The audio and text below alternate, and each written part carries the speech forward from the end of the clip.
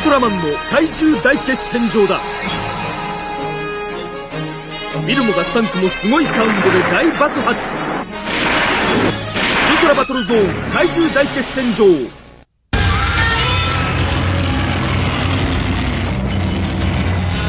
Godzilla versus his enemies of destruction, the king of all monsters against the baddest beasts of all time, Rodan, Mothra, Ghidra, Mecha-Ghidra, and Mecha-Godzilla. It's an eye-flashing, tail-whipping, building-bashing Godzilla war, and only the strong survive. Godzilla rules. 私は迷っていた。ねえ、美味しい？それともヘルシー？どっちもいいな。そんな時はウルトラマン、こうやるんです。ウルトラビト両方ある。課長。美味しいヘルシーウルトラビト。ウルトラうまい。ジョージア。これで助けてください。ゴジラ怪獣軍、君たちと共に熱く戦う。連続技で特殊パワーを発揮しろ。最大4人でいろいろなゲームが楽しめる。バトルポイントを貯めると映画のメイキング写真や特典画像がゲットできる。ゴジラ怪獣大乱闘地球最終決戦。Today on Collect All Monsters, it's the season of winter! It's the season of wonder! It's the season of winter Wonderfestival, and we're talking all about it! Ikimashou!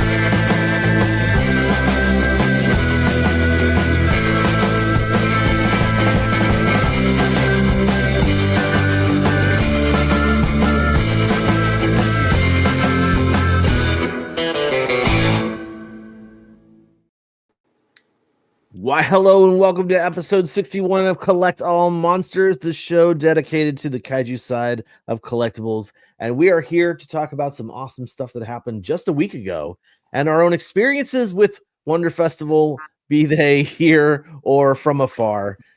Here, of course, I mean in Japan, because I'm broadcasting live here from Japan with my fellow co-hosts, who I'll introduce in just a second. But we got 29 people watching right now on Facebook and YouTube. Thank you all for being here. We're super stoked to talk about this wonderful twice a year festival that happens in Japan. And of course, we're down a member today. So we want to send our love to Miss Christine Chapin, who cannot be with us today for personal family reasons. And we look forward to her eventual return. Until then, though, I'd like to turn things over to my good friend Leslie Chambers and say, how's it going, man? Good to see you. And would you like to share anything for this segment we call Showa and Tell?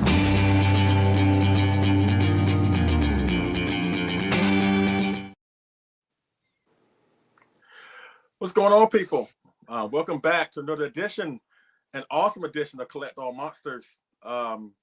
February 2025. This year seems like it's going by real fast. You know, let's see, the Grammys for the word last week, I think. Honestly, you know what? I'm surprised John's even here. I'm surprised he's not smashed or drunk or tearing down light posts in Philly right now since the Eagles won the Super Bowl. Eagles, Eagles, absolutely. I ain't gonna lie, I did see a whole bunch of news reports of the fans going crazy, and I thought I did see John on top of one of the light posts tearing them down. I'm more of a Condors fan. I'm like, is that John? I'm like, that was there. That was me. I mean, the dude was naked, so I'm sure it was John, knowing him. Birthday suit and all.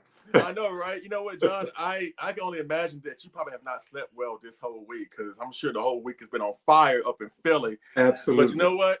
Congratulations. You know, that game was awesome. You know, the look on Taylor Swift's face was priceless. The Kendrick Lamar concert, if you got it, you got it. If you didn't, that's up for you. It was an awesome performance. But yeah, but you got that all that going on, and now we're back here with another edition of Collect All Monsters, and want to give a huge shout out and thank you to, of course, by our fearless leader Kyle Yount, Marcellus Winters, and Diego Doom, James Hale, and Adrian Settle for our African American stream we did a couple weeks ago. Thank you so much for the engagement. For those who have watched it after the fact, of course, unfortunately John couldn't be there, but he was there in spirit.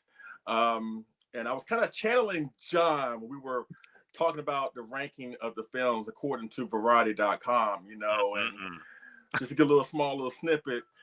I kind of went crazy because, in my opinion, in this world that I live in, there is no way in the hell that Godzilla vs. Kong should be higher than Monster Zero, Sea Monster, Godzilla vs. King Ghidorah, Godzilla vs. Gigan. I love me some Monsterverse, but ain't no way in the hell. Oh, you got that happen. right. Yeah. So I kind of channeled my John Ruffin. I didn't go as hard as he did when 47 got elected. That's another story. I'm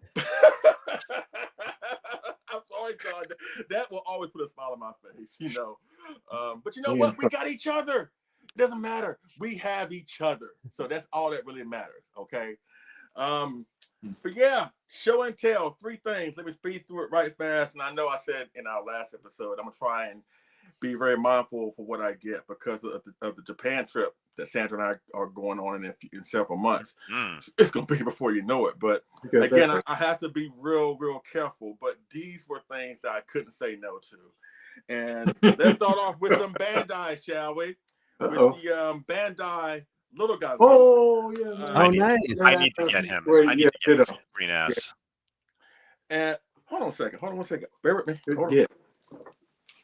I need to get his little green ass. Yeah. I do. I wanted to bring up the X Plus one so you can see how they compare with each other. Oh, and right. Look at that. Yeah. But basically wow. the same size. Yeah.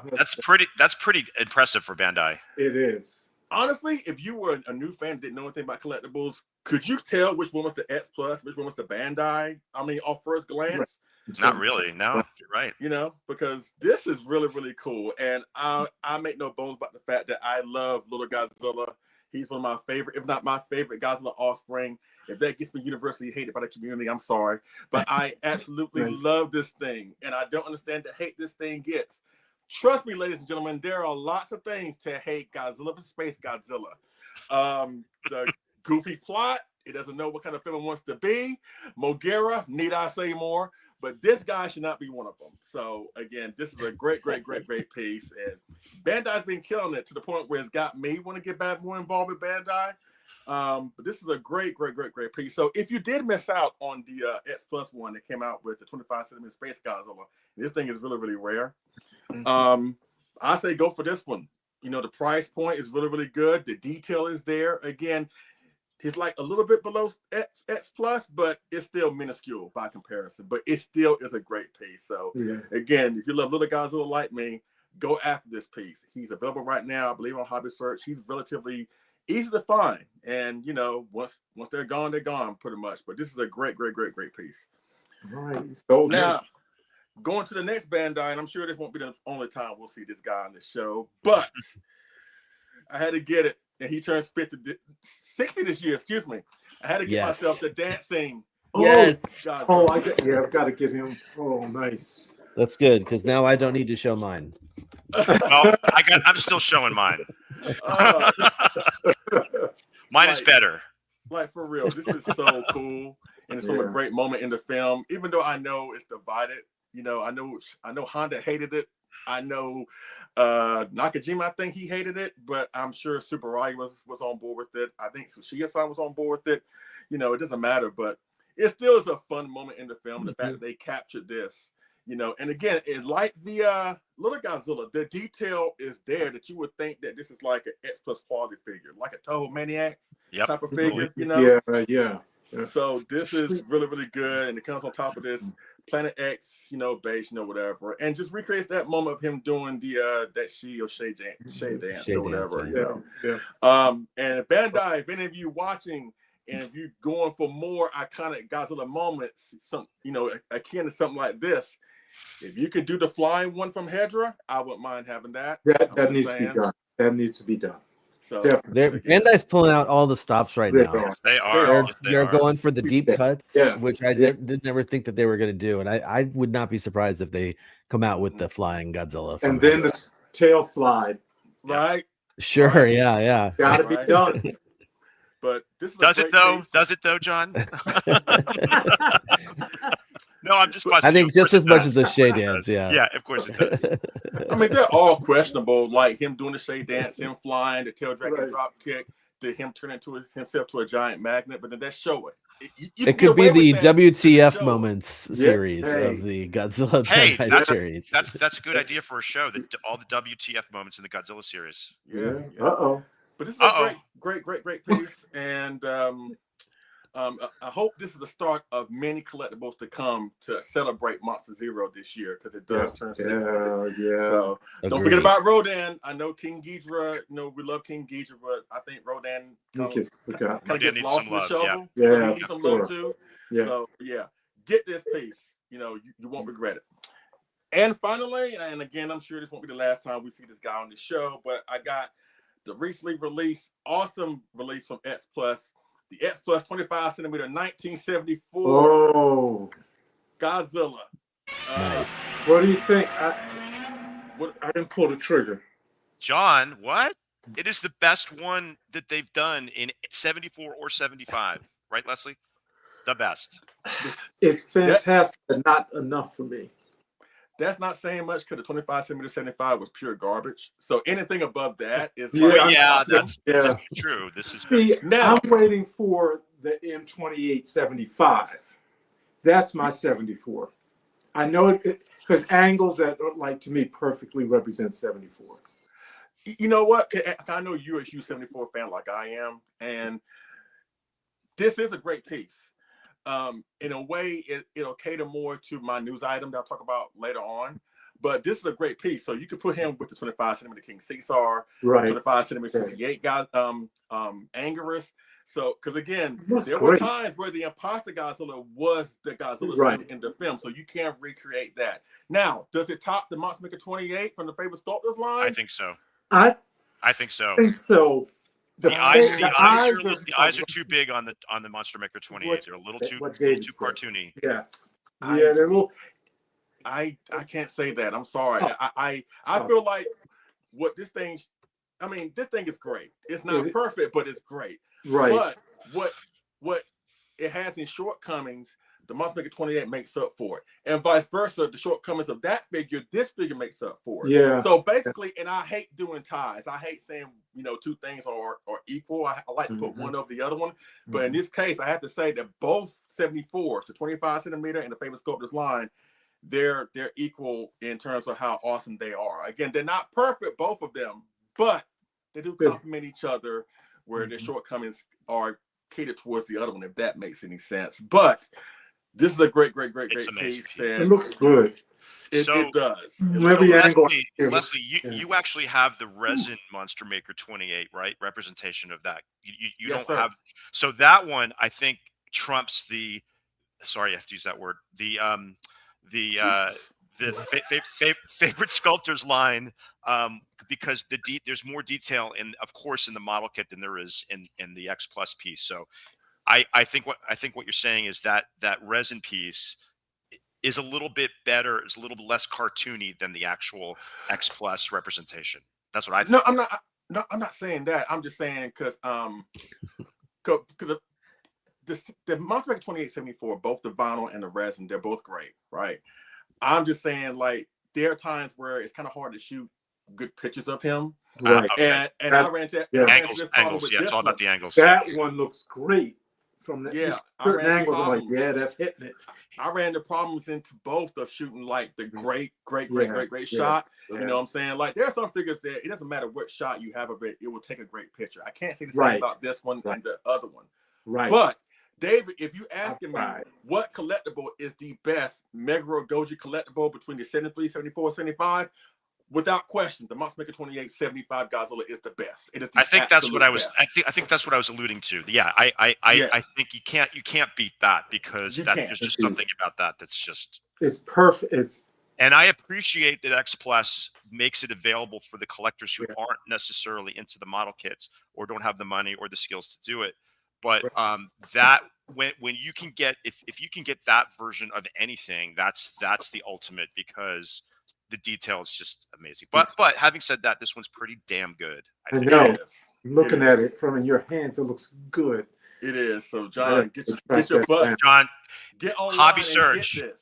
Under $150 with shipping. I know the price point is wonderful too. I've just gotten. I'm out of room, but I'm never out of room for a 74. I'm really out. The footprint ain't that big, but I again, know. when you pair this with the item I'm gonna talk about later, you're gonna kick yourself in the foot if you don't get it now. You'll get it. You'll get one. Right. All right. So with that being said, that is it for my show and tell. So again, everybody, thank you so much for being back here on this awesome new edition of Collect All Monsters, February 2025. I'm gonna kick it over to my main man down in Southern California, the one and the only David Eric.co. What's going on, David? What's up, Leslie? What's up, everybody? Great to be with you fellas today, and thanks for everybody who's in the chat. A lot of cool people in the chat room today.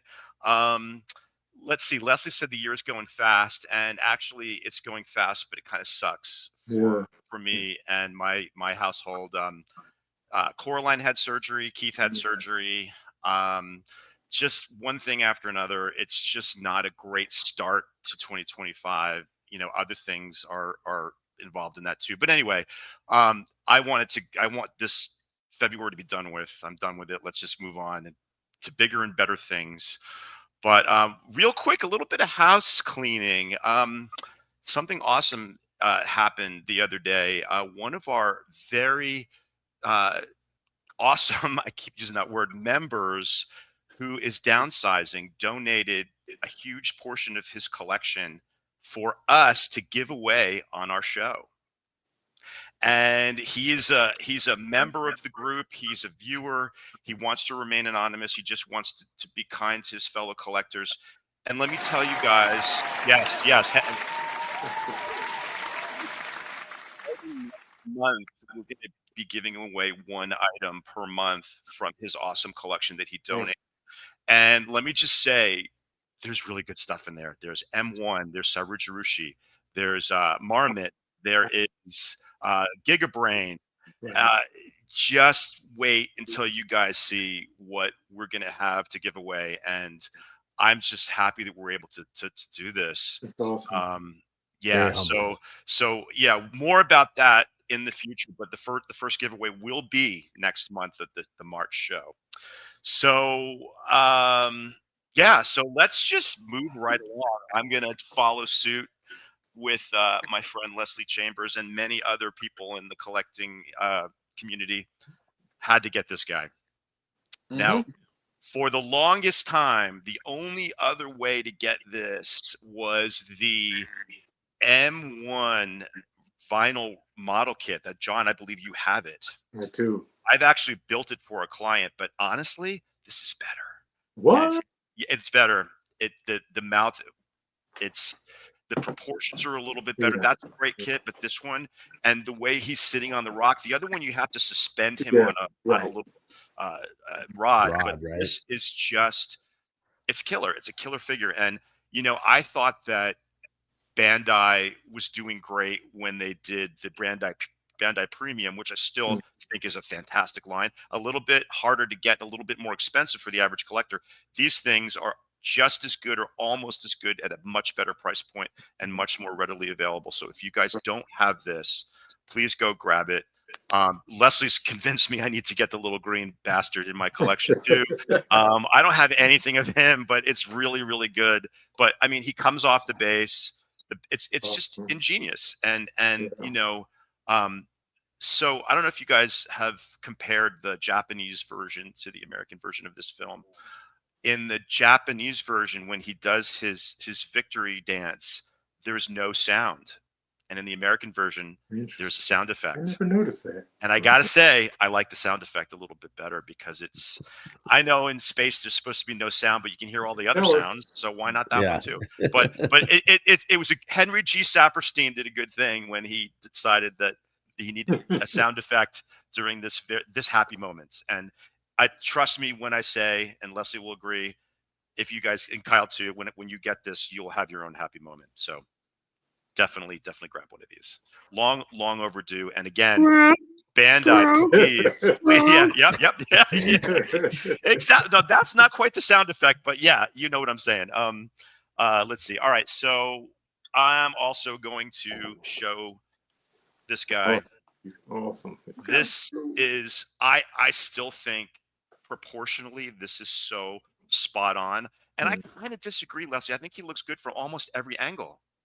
I mean, Yeah, there's really not a bad angle for this, and I think it's pretty perfect. But what I did, of course, because I'm me, is I went in, I dry brushed a little bit around the face and around the knuckles and around the knees, just a tiny bit, so you can just see a little bit more definition there, and just popped out some of the highlights. But again, really great price point. X Plus nailed this, long overdue. A couple of, I mean, everything besides that Monster Maker 28 has been a miss, a swing and a miss. Sorry about it. But this guy, you know, I didn't have any 74s in my collection, so it was kind of a no-brainer when I saw the price. So definitely pick this one up if he's still available. I know they were still on Hobby Search up until a short time ago, but again, aftermarket, once these are gone, they're gone, and then it's just going to go up and up and up, especially after Leslie and I are talking them up. Guys, got to get them. But anyway, it's a great figure, and again, grab one if you can. Awesome. And finally, a little tiny gift that I was given.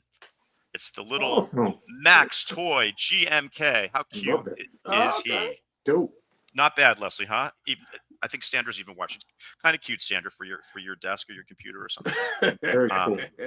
Yeah, I'm adding fuel to the fire. But no, he's super cute. little tiny Max Toy. We're gonna get some Sofubi into your household at some point, I swear. But yeah, that's pretty much it for me. And John, I know you've got some stuff. Is there any crossover still, or stuff that we haven't seen yet? Well, before I jump into that, I'll just reiterate that Christine would think about you, praying for you. Of course. We pray, yes, for your strength and peace and comfort at this time. It's been a crazy new year, without commenting on any details, but I'm grateful for the moments where we can have some fun and some joy, especially with the big Super Bowl victory just a few days ago. I actually got the games running while I'm sitting here. Okay. With that said, I wish I had all my Eagles paraphernalia to show you, but I know this is not the time and place. But collect all Eagles. And I have been. Congrats. Man, surprising year for real. I mean, it's been awesome, and the parade was something. I didn't go to the parade, but I had to work. But with that said, it was just crazy. But that said, you still got drunk. It doesn't matter. You still got drunk. Yes. I think my brother's in the audience. Let me give a shout out to my brother Mark. Yeah. Like that was Cool, bro. Thanks for watching, and thanks everyone for watching. It's been a good new year. Balance between the good, the bad, and the ugly. I got a few items. I'm going to just mix a few in because they're nothing significant. I've kind of been on a little hiatus coming into January, and you got bills and spills, and you got to slow the roll a little bit. I think probably everybody should have this or should get this because I'm quite impressed. I haven't opened it up yet. I'm going to get another set, but the model kits. Nice. The Super X and Super X2. Yeah. Oh, I'm tearing it up. Okay. Tearing it up. Those damn Eagles, I tell you. So Super That's X. That's not a football, John. No, it's not. But I'm going to buy another set. I'm going to get another set so I can put them together. I don't want to mess them up. But these are great. I mean, they're bigger than I thought. Or at least the box. I don't think they're big as the size of the box, but the box was much bigger than I anticipated for these. Boxes are great. Yeah. And the price point is good. Okay. Now I'm going to just share some paper items. I got a new Godzilla. It was a reprint. I think Cass did a reprint of these Bio Goji posters. You can kind of see in the back there. Okay. Nice. I see that. Simple. These are just a couple paper items. I'm really kind of loving the illustrations that I think it's Makoto Wada-san. He passed a few years ago, but his little illustrations. I've been collecting his work wherever I can find it. This is a little I love it. telecard. Super cute. Yeah, you can see some of this. I'm sorry, it's not. You can't really see it that well. Sure you can. Yes, you can. I've got a number of just different pieces of his that I'm just, the more I can find, the better. But let me show you. Okay, and I got a little. Check this out. Little Toho Matsuri Festival Champion Festival. Nice. It's a little, Is that lenticular? Yeah. Sick. from the late 60s. I love it. So it's a little cool. Small. I love these little things. And what's funny on the back of it, so you can see. Oh, that's great. I love that. You know, when you fire his atomic ray. On the back, it's for kids to fill out their name and their address and their school and age. And across the top, it says, you know, watch the cars. You know, don't play out in the streets. So cool little. I love this kind of stuff. These love little that. pieces of the past. You know, Big thumbs up. It's in great condition too. Yes, Kyle. How was the Mechagodzilla pop up? Did you make it? You made it to it, right? Did you? Yeah, it's cool. It's. I mean, the best part about it are the props, but it's really cool that they have like prototype figures that are, some of them very expensive, going to be coming soon. Yeah. And I really hope that the Graveyard Gallery, which is that shop in Nakano Broadway, I hope they continue to do more things like that for Godzilla related properties. It was in Nakano Broadway. It was, oh wow, fantastic. I think what I have here, again, another little paper item, and I have one more paper, couple more little things.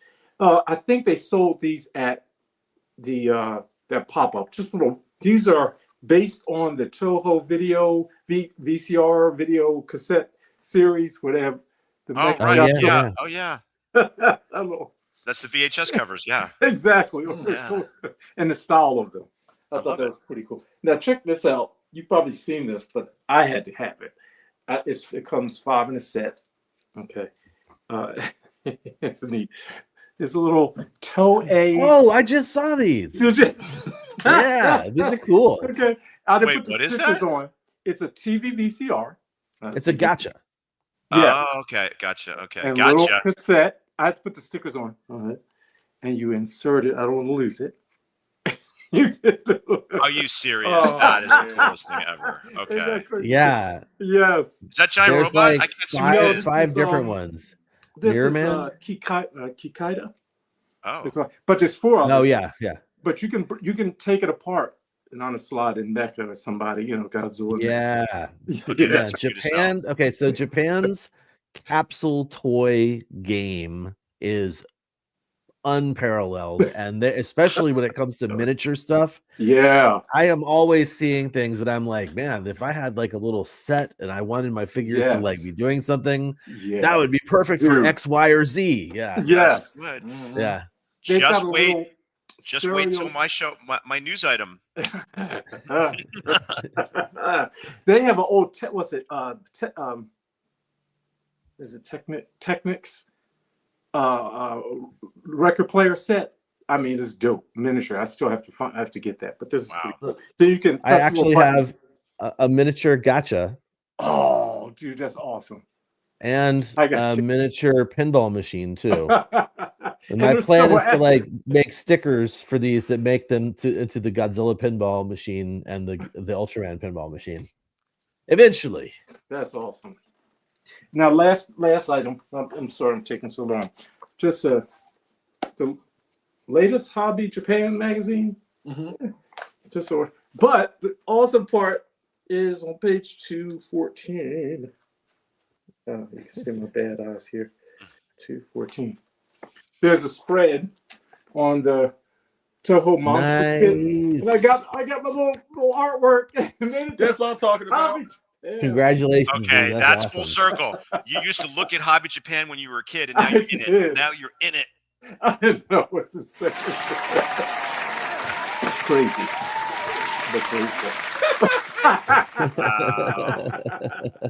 The celebrities are stoked for you.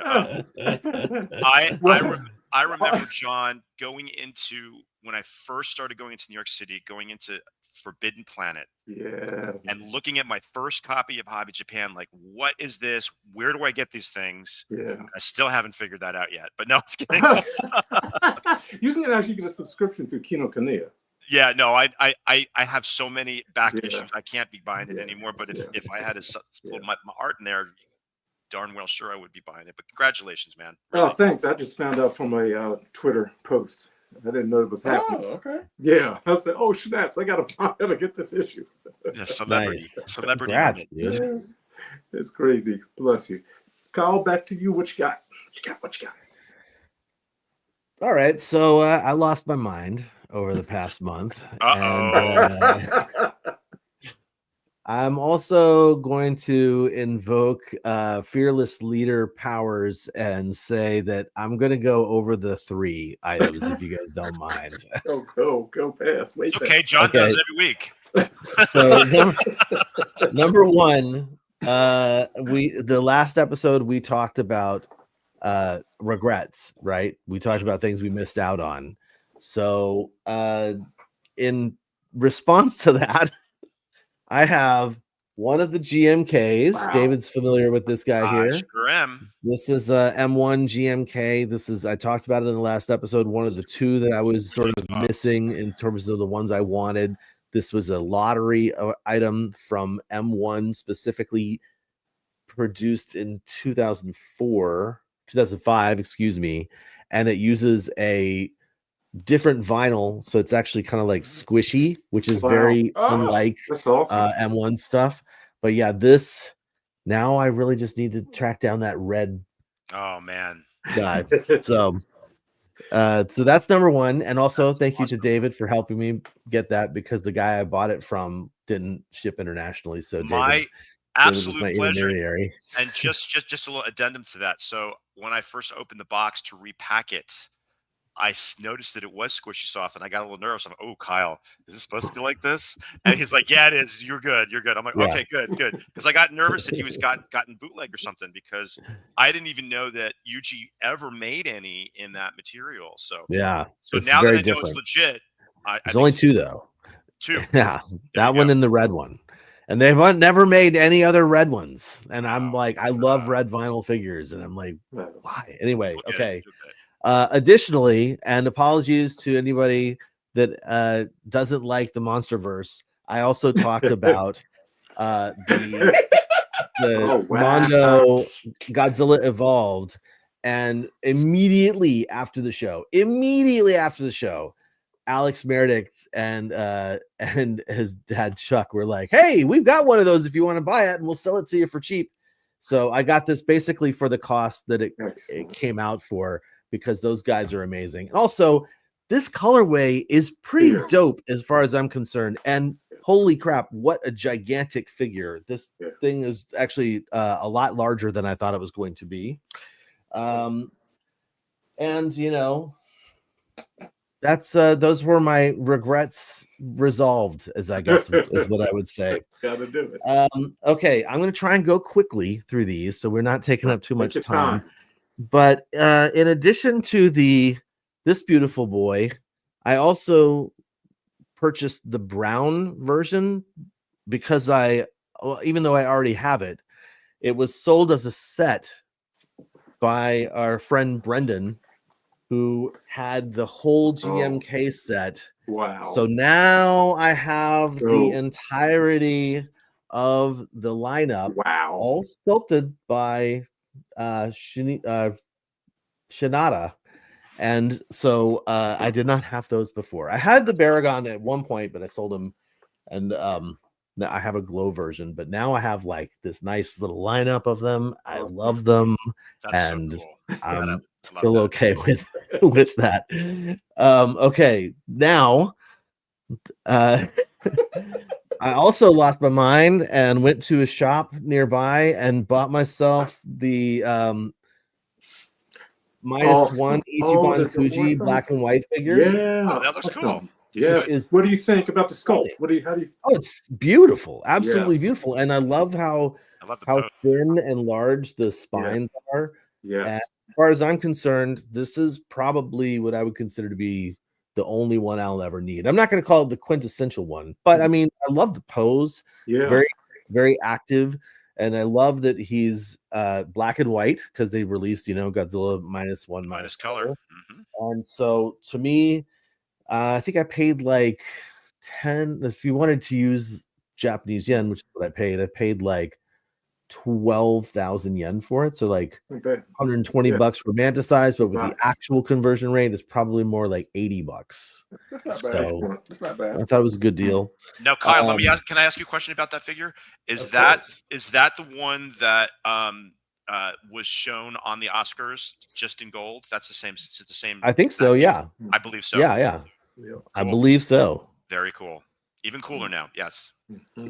Oh, also, in the same box that I got the awesome, let me show them off again, the awesome GMK, David also was kind enough to act as the intermediary and get me the Mondo yes. Beautiful. Octeil UFO. Octeil, who was watching earlier, thank you very much for Nice. supplying these to Mondo. As soon as you did this, I was like, this is amazing. I can't wait to get one. And I think I'll even have another one of these Bill Murray. Sit to down. show off next month too, because I also really love the red version, as I mentioned Yeah, before. that's Red sweet. vinyl is I guess a little bit of my kryptonite. And now, moving along quickly, more red vinyl. We're into the Wonderfest days because I did go to Wonderfestival last week and I did pick up some stuff for myself, and that includes Sun Guts Ooh, wow. red GMK. Oh, cool. Ears. Oh, Idiot, That's a- Godzilla's not red. so he was red. Now Good. he is. Imagine Yes, that. he is. That looks good. Really feel. And because it was a very GMK day, I also picked up the CCP Nice. show exclusive GMK. Now, Nice. Look at them does eyebrows. anybody know what this Yeah. is? What this represents? What this is supposed to be like? But don't. No, sir, I don't. A disco So ball. winter, close, Leslie, so close. It's a winter Japanese theme. These sort of snow rabbit, which is actually a piece of mochi that they put little green, I think, shiso leaves on, and I don't know what the red are supposed to be for the eyes, but that's what the eyes of the GMK are supposed to look like. Oh, be damned. Oh, It's a little cultural reference. Yes. Yeah. Little cultural Yeah. reference. The Love CCP it. likes to do that every once in a while, sometimes to ridiculous levels, but this one I was like, oh, cool, clear, snowy looking guy, but no, it's just supposed to be a snow rabbit. Anyway, there he is, and let's see. I'm almost done. Because the last thing I want to show off is also going to require me to share a screen. But at the Wonderfestival, our friend Cad at Acro, who makes the Kaiju Remix series, had some awesome stuff to show off, which you'll be seeing during our Wonderfestival chat. But he had a lottery. And let me actually open the image first, which would be here, this one, and then I can share this. So basically, he had a lottery where you could, for 1,000 yen, enter this lottery where you crank a wheel and you could win one of these guys. Now, he also had what I got, which is the blank, which looks like this. Awesome. But I wanted to show that off because I really love these. They're super cute. I don't even know, like, they're just sort of like something he made up, but they're like almost like Mad Balls from back in the day. And I like absolutely loved it. And as soon as I saw that it was what did he call it? He called it a no loss lottery. So whatever you pay the 1,000 yen, you turn the wheel, you get something, whether it's a blank or one of those cool color ones. Like the one in the center that's like a glow in the dark. The one on the left hand side is like a clear blue. Absolutely beautiful. And of course, it was great to catch up with him as well.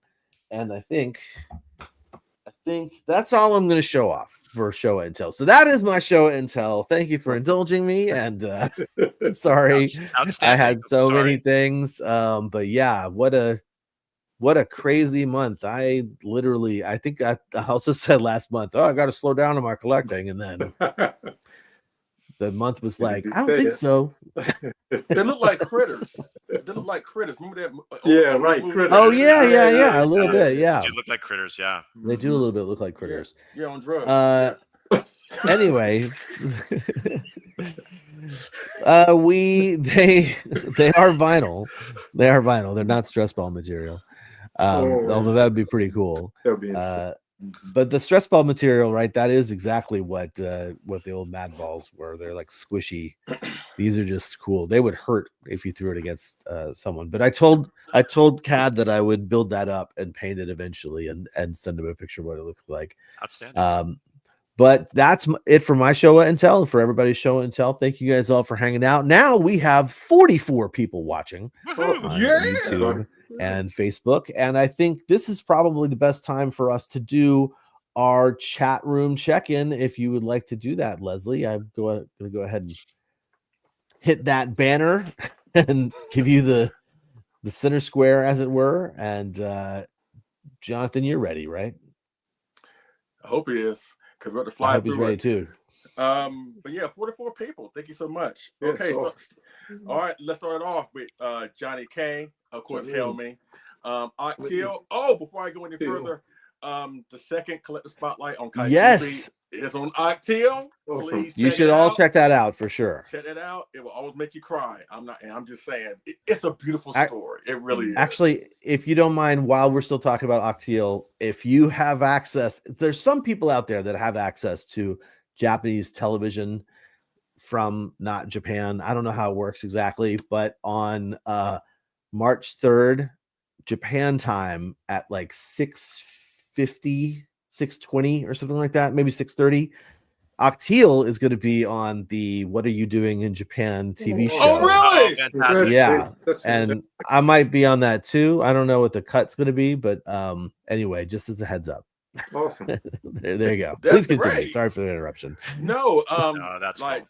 like that dude is like one of the most talented artists in our community. He deserves to be celebrated. So, again, check it out. Kaiju, the second collector spotlight. Again, it's a wonderful video. It almost brought a tear to my eye, just to be honest. Okay, going back to the chat. Kaiju, Sommelier, Michael Hang, Larry Latham, Greg Coggin. Larry. What's up, Greg? Of course, Jim K. Lover. What's up, babe? How you doing? Bro. Ray 2D2, of course, Black Dolls Matter. Bro. The Ruffin family, Nathaniel Plummer, Garage Kit Goon, Tim Bartos, RKO Collect. Let's see. Fanciest of Cats, Gojira 91, Penzilla Fan 64, Alex Sawyer, whatever. Alex. What's up, Alex? Alex. Oh, we got Tom Whalen in the house. What's up? Oh, Yeah, awesome. buddy. We're bringing out the My artists. man. Bring them out. Bring them out. That's what I'm Okay. talking about. Awesome. Thank you so much. Let's see who else. Let's see. Robert D. What's going on with your Atragon loving ass? Mark Rodriguez, Dragons Guild 76. Kaiju Fanatic. Kaiju Fanatics in there? That's Matthew. Shout out, dude. Of course, Keith. The better Hi, half. Keith. The better half. Don't tell David that. Collect all monsters, man. Those jokers, man. Whatever. Let's see who else. I see from the same faces. E.S. Kimura. Shannon. Daikaiju Dave. David Partridge. Of course, Jim K. Lover again. Sandra. Lots of Daves. Let's see. Frank. Just Frank. Love that name. And that is pretty much it. If I missed your name, I'm sorry, but yeah. Thanks, That's everybody. it. It's great. Welcome, That's everybody. amazing. So again, thank you all so much. Fantastic. Absolutely fantastic. Absolutely. Oh, wait. That's all right. So that means it's time for us to move right along to our next regular segment.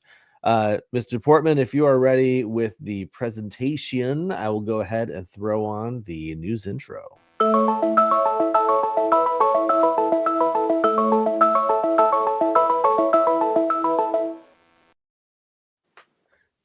And as usual, we've each chosen one particular Kaiju collectible news item to chat about and share with you guys, because there's really no end to it at all. If you are a fan of this stuff, you know that things get announced, things get dropped, and things are just completely being released all the time, and it's really almost impossible to keep up. So it's been a while since I've shouted him out, but make sure to follow kaijubattle.net online. Man, Michael Farah's website really tries to catalog just about everything that comes out. And so kudos to him and kudos to the work he does. Yeah, absolutely. And without anything else to say, I'm going to go ahead and throw it over to Leslie Chambers, who's going to talk about his news item for this month. Yeah, and I want to talk about, what was showcased last week at Wonderfest. S Plus had a great reveal of some stuff, some reissues, whatever. But the one that stuck out to me is this guy. They're finally doing it. Yeah. S Plus is doing a 25 centimeter Toho Giant Monster Series, Imposter Godzilla or Fake Godzilla. Absolutely wonderful. About time. I'm just saying, you're like a year late, but better late than never. But I can't wait. And again, as you saw earlier with David and myself showcasing the 25 centimeter 74, you're gonna need the Imposter to go up against him and just to recreate that moment, which in my opinion, that is my favorite all-time Godzilla moment of all time. It's an amazing and there have been It lots is. of great Godzilla moments over the years. Him going to Planet X to fight King Ghidorah, or the Tail Dragon drop kick, or him fighting Destroyer, or him rising up out of the ocean in GMK. There's so many great moments. But in my opinion, my favorite, the best in my opinion, is when you see the two Godzillas go at it in the Ore Refinery in 74 for Mecha Godzilla fully reveals himself. And again, it's going to be 25 centimeters, so he's going to pair well with the 25 centimeter 74, as you see right here.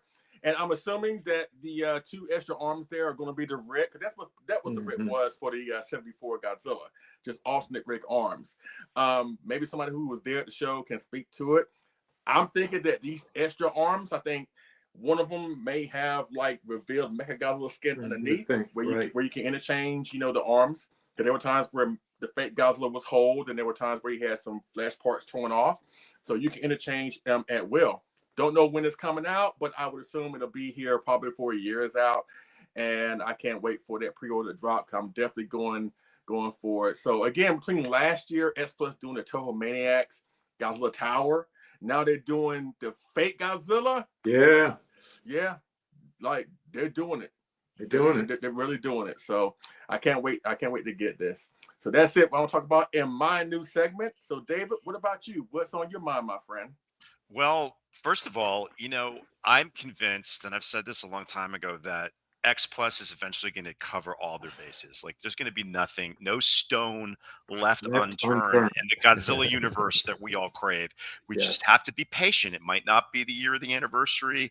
It might not be, when we want it to come out. But they're proving that out of the blue, they just pull stuff out of the hat. And you're like, oh yeah, that needed to do that. So I'm convinced that we're going to eventually get it all. And not only that, the things that maybe weren't exactly perfect the first time, they may revisit those. Like some of the Ultraman large monster series, they may do some of those too. So I'm hoping to see some of those in the future as well. So give that up. Bravo. I can't give it up, Leslie. I wish I could. I can't quit it. I can't. I try. But anyway, bravo X Plus for making our monster dreams come true a little bit at a time. Yes. Right? A little bit at a time. We're all patient except for Leslie. So damn right. Anyway. So let's jump right into my my news item, and it kind of goes into what we were talking about earlier, Gashapon. Now, Kyle Yount, of anybody here, Keith too, knows that I'm a sucker for Gashapon. I love I love and / hate the chance aspect of it, because usually I get the same damn thing. This happened. Beluga whale praying 3 times in a row. All right. Yeah. Right. Okay. So when we were in Seattle last September, we went to Kinokuniya, and they have some Gashapon machines in the one in Seattle. and it's an Ultra series, and they had like 3 that I wanted and 1 that I absolutely didn't want. And one of them was a Dada, one of them was a Balton, one of them was a Zeton, right? So anyway, I'm going to give this to Jonathan Portman, by the way. And anyway, long story short, I can't open it. I got 3 of the same one, and they're all the one that I didn't want. Wow. And it's the stupid, damn metallic snake thing from Ultra Nars, 7, right? that Nars. And Yeah. it's David hates when he doesn't get what he wants. You damn right. And you know, in Kinokuniya, those tokens weren't that cheap. These are like $5 a piece. Yeah, that's right? So Mhm. I spent $20 to get the Zeton, which I did. He's in the kitchen, but I got 3 Narses. And anyway, Jonathan, you can have this one next time you come. I meant to give it to you before, but anyway. And when we were in Japan with Kyle, we played the Gashapon game, and sometimes we win, sometimes we lose. But anyway, look at this beautiful set. Yes. This is Gashapon, Bandai Gashapon Collection Ultraman 01. And it's a unique, never before released set of iconic items from the original Ultraman series. Yes. I mean, things that I wish I had when I was a kid. Yes. They're small, but they pack a powerful punch. Yes. So, John, you just alerted me to the fact that you can buy the entire set. Which, yes. In my research, at the point I did this, you couldn't do that because they will be releasing in March. Where is it? Oh no, sorry, the first week of February. So now they're probably out already in Japan. 400 yen each, and available in Gashapon, where you buy your fine Gashapon in Japan. And which is like everywhere. Which is everywhere. And I'm sure they'll eventually be available from other retailers as well. But I would just love to get this set. Like I don't want to play the game. I don't want, like, 9 SSSP uniforms. I want the whole thing. That'd be great. So, but Gashapons are awesome. I mean, look at these. I mean, they do so much good work. This is one of my favorites. This is actually a Yuji Kaida inspired Gashapon of Ultraman versus Red King. Red King, nice. And the detail of these little things are just amazing, and I love it. I mean, Norunga's horn, that's kind of random, but it's super cool. It is. Yeah. But I will definitely be seeking these out. 400 yen a piece. That's like pennies, and I just have to find a place of honor to put them because, I mean, and again, you could make little dioramas. You could have little photographs with Ultraman stuff. And I just think that is super, super awesome. And again, not everything has to be expensive. This is very affordable, and it hopefully be very accessible to those people who are into this kind of thing. So that's my little item. David, yes, sir. I let me look on Mercari after we're done with the show. Sure, and, great. I already got my order in. Too, yeah, John already. Yeah, I mean, definitely something that would be cool to have in my you guys, like, so last year Adam Griffin asked me if I would like be willing to go to a gachapon machine and like try and get him a full set of the Gamera stuff that came out last year.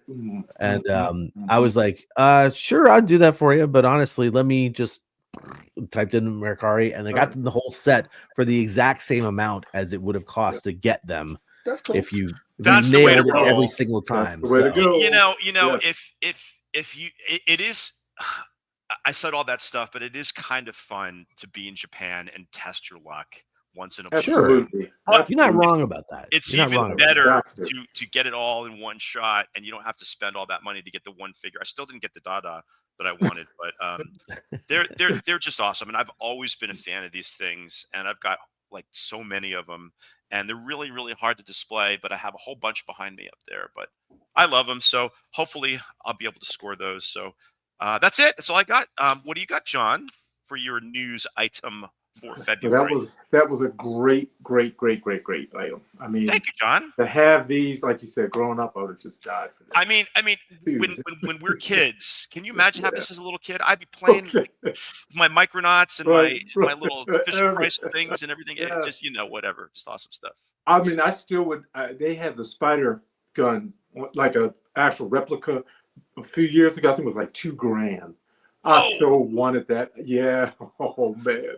I mean, but do you remember how cool it was to see these things on the screen? Like I remember the Jiras episode The Secret of Dinosaur Base, where they're trying to rescue Ide and the reporter from the cave, and the captain takes out the gun and Yes. it makes that sound, and then just yes. I was like, I want that so bad, and like there it is. I mean, At it's Wonderfest, this big. someone had a set of the special. Yeah. Has a little Well, they caption released. on There was a premium, or maybe not a premium Bandai, but maybe Tamashii Nation's version. Of of the gun. Yes, I picked that up a while ago. But actually, let me just, especially since Matthew's in the chat, Kaiju Fanatic is in the chat, and he and I went to Wonderfestival, and he helped me out big time at Wonderfestival. I grabbed a couple things for him, but after Wonderfestival, we went to Kaiju Sakaba, and I went into an area of Kaiju Sakaba in Kawasaki I had never been to before. And there is there's an SSSP Science Patrol section of seating, and this is the table we sat at. Let me blow that up so you can see what was in our table. Oh, that's in the table. Oh, that's inlaid into the table like a shadow box kind of thing. That's wow. So cool. I would have had to left with that with the spider gun. Sorry. Why is this table broken into? Yeah, exactly. That is cool. Okay. That's gotta go. So go cool. Again. I have to go to that. I want to sit at that exact table. Yeah. That's awesome. I do have the old spider gun. So it was a toy version. It lights up and stuff. Not the one of those old original, I think. But I wanted that replica so bad. Well, I'm stoked that you guys did like that choice. Oh, it was great. Great. Mine is a little selfish, but I wish I could. I have to get one. X Plus and Yuji Sakai always, they do a new, seems to be almost every Wonderfest, a new soft vinyl model kit. So they had the Godzilla 1991 Shinjuku soft vinyl model kit. Fantastic. And I had the honor of doing the box art for this one. Wonderful. Just beautiful. So it was but this time it was just for, like, they were taking, I think, registration for the lottery that just happened a couple of days ago. So they didn't have it there for sale, and I think it was at 14,000 yen. So a great price point. I got to get my hands on one, but it was fun doing this box art this time around. The coolest part in the process is there's no photos that you can use without a license for the Tokyo Metropolitan Government Building.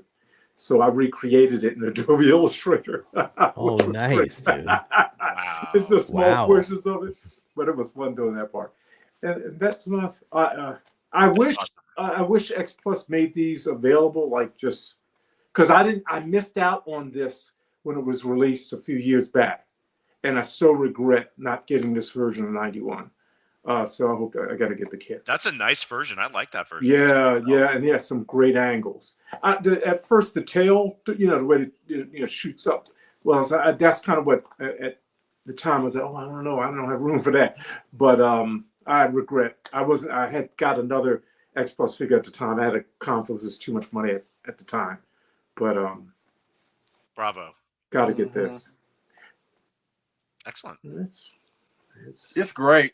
It's great, but I have to say, it's like the weakest one. Like between the Hokkaido and the Fierce Battle version, I mean, with all due respect to the artwork you did, I think this is the weakest out of the three. But it still is good. And my God, when it first came out, I don't know what complicated tail stand X Plus put with that thing. Yeah, remember how it was all complicated, where you had to use the back computer to figure out how to put that thing together in a system? Like, is that what we're doing? Like, okay, all right. So congrats to you, bro. Congrats to you. Oh yeah, I love there's certain angles on this that are just beautiful. Yeah, the angle that you used in your photo is probably the quintessential angle. Well, that's why you chose it. Well, I don't have it, so this time this is all digital art. So this wasn't. I didn't have a figure. I had to work with one of Master Sakai's original photos. So yeah, so it was on a black background, so I had to work that thing up. It's a great angle. Yeah, this angle's great. Yeah, it was I fun. gotta ask John, have you received any type of I won't say hate, but have you received any type of people who are wanting the monster he is facing in this photograph? Have you? Oh, gosh, I wish we had a Mecha King Ghidorah. What did I say before? It's coming. We have to be patient. I know the Ichiban Kuji, right? They're gonna do it. The Ichiban Kuji is coming sooner than the X Plus. The X Plus, yeah. I mean, they teased this years ago, right? Years ago. Right. But I think the philosophy of a lot of those artists who work on these and the powers that be, if it's not right, they're not going to do it. So how long did it take to get the first King Ghidorah? Remember that when we were jonesing for that? Yeah, it was like 7 or 8 years into that series, and that's one of the main monsters. And again, they still messed up with the packaging, so they have to get and again, King Ghidorah, as we know, the packaging has to be just right, or that thing's going to come damaged. So I think there's a lot of variables for this particular figure, and believe me, I know people are really jonesing for the Mecha King Ghidorah from X Plus, and they're probably trying to cross all their T's and dot all their I's before they have another debacle like that or that very first 1968 King Ghidorah thing. That was a rough one. I mean, they've improved. The ones that they've done since have been great, like with very little damage that I've heard from other collectors. But I just think we just have to be patient, and it'll happen. It'll be around. Jesus Christ! The last time they teased it, Kanye West was still saying that's how long ago it was. Like, I mean, at some point you have to be at the dock, wait for that ship to come with your bags, and be like, you know what? I'm gonna take a plane. There are other ways to make a King Ghidorah, folks. I'm just saying there are other ways. But yeah. Before I pass to you, Carl, I always want to give a shout out and a thank you to G-san, Matsubara-san, Jeremy-san, and especially Yuji Sakai, Master Sakai. I appreciate all of them and the opportunity. Excellent. Which is just surreal. So come back all to right. you, man. All right. So my pick for this news item also comes from Wonderfestival, but not something that I actively am collecting myself, even though I am getting all of the GMKs in the mid-size figure series. CCP has lost their minds, and they have basically continued to release tons and tons and tons of these colorways for these CCP mid-size figures, but they also are creating new ones, and they are starting things out. We're starting things out with talking about the new Shin Godzillas that they are releasing. Cool. Yeah, they're very cool. Yeah. I don't know when. I should have actually figured out what that translates to down below, but it is this year. They'll probably start releasing that probably like second quarter of this year, the new Shin Godzillas. And of course, you see both the open mouth version and the closed mouth version. They're going to release more than one because that's their MO for these series. I think they both look fantastic. The prototypes are on display for a bunch of these, which are what the photos are of. And next slide will show you the Final Wars Gigan that they are releasing, which will also have, I don't know if they're going to release it in terms of having two different releases, where there's the version 1 Final Wars Gigan and the version 2 with the chainsaw Gigan, but he's coming. And my notes here don't really say much about Gigan, just that it's coming this year.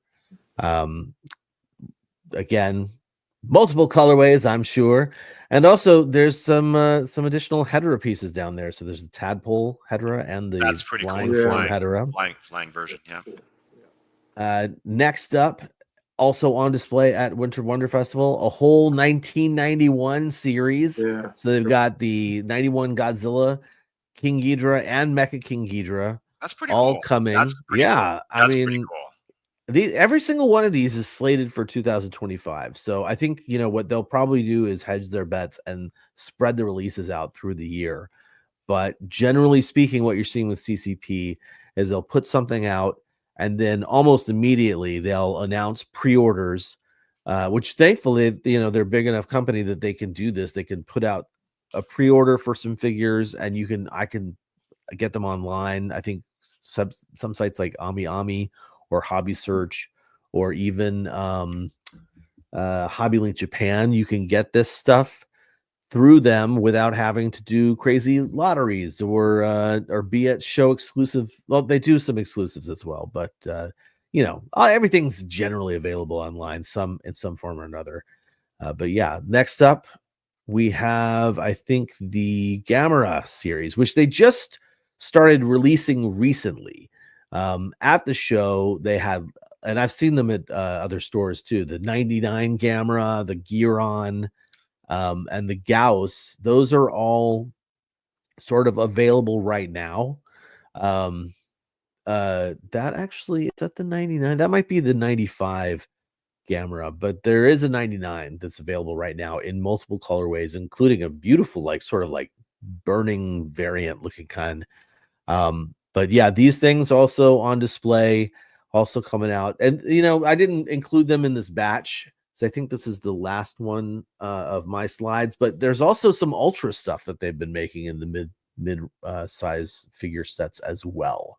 Oh, so that's going to do it for my news item. And that's going to wrap it up for the collectible news here with Collect All Monsters in terms of this segment. And like we said before, head on over to kaijubattle.net to check out Mike Farah's exhaustive website on new releases that are coming out, including things from Wonder Festival and beyond. And what we're going to be doing is taking a small 2-minute break. I think it is. Let's see. Yeah, 2.5 minute break for our intermission. And when we come back, we're going to be discussing wonders of Wonder Festivals in the past and maybe beyond. We'll see. Anyway, thank you guys for being here and stick around for part 2 of the show coming up in just a couple minutes.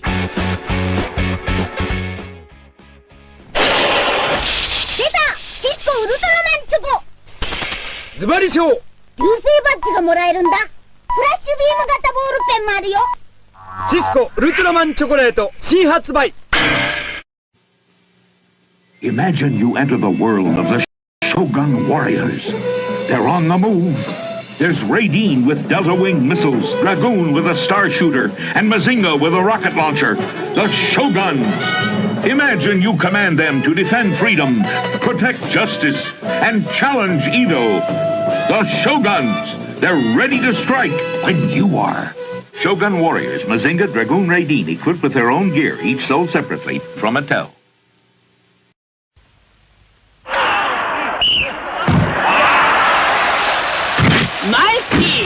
ブルマークの怪獣パチンコサッカー。遊び方は簡単。点数だってちゃんと出るよ。ブルマークの怪獣パチンコサッカー。テレビマガジン1月号。すごい。こちらが火を吹く完全なりきりマスク。笛にもなる核レンジャー超忍法帳。かっこいいぞ。パチパチタートルズもこりゃ面白い。核レンジャー秘密100。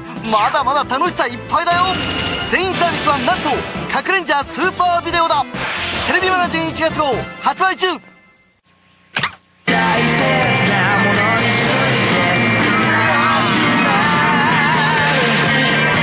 どうした深いだな。トライする気持ちを忘れてないか。新豆引き立てで新登場。トライ魂を解き放て。ドンドン破壊神降臨シアゴジラゴジラならやってくれる。入金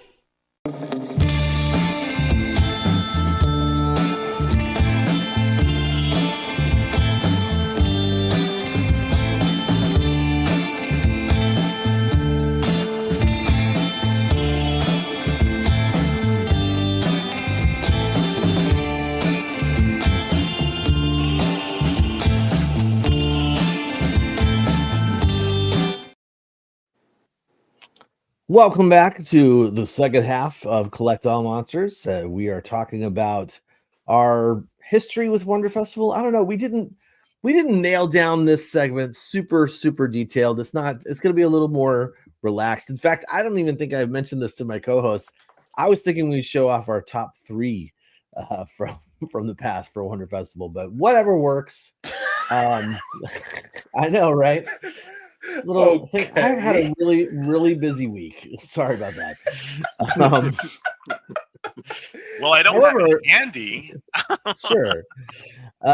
What I will do is I will start things off by realizing that when we started this show 5 years ago, we had a Wonder Festival special that we did for our official episode 2.